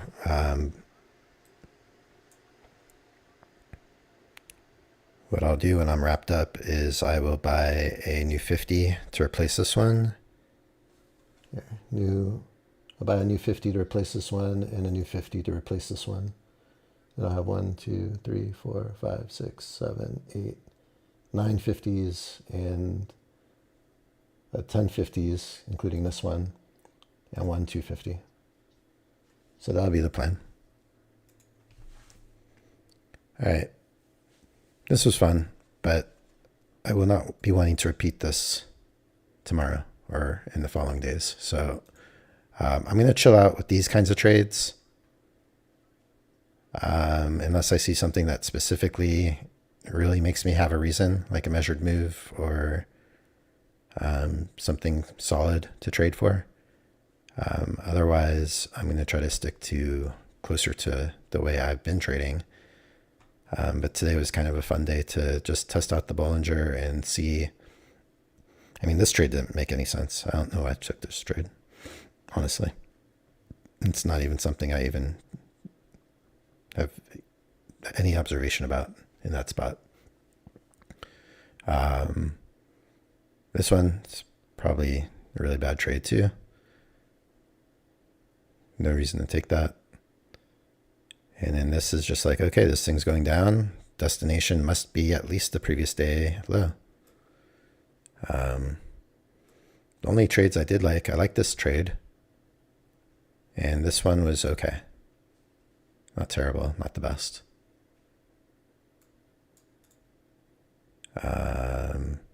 This trade was just basically saying, okay, first entry short, second entry short, being at the top of the Bollinger, and just expecting the move to continue. One leg down, two legs down. Actually, measure that.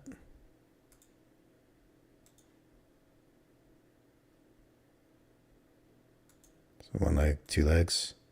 It's interesting where I entered again. That was at the measured move, so that's probably a bad trade. But I was just gambling. So that's the deal. That's the day. 10 trades. Pretty ridiculous. And I'd say just blind pure luck that this evaluation, the 250K, ended up green for the day. Just gamble mentality.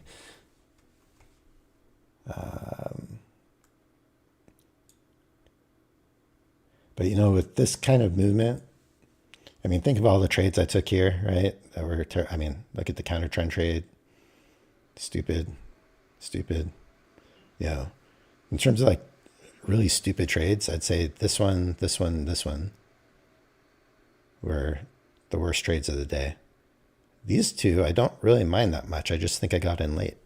I think I should have been in earlier, and then they would have worked.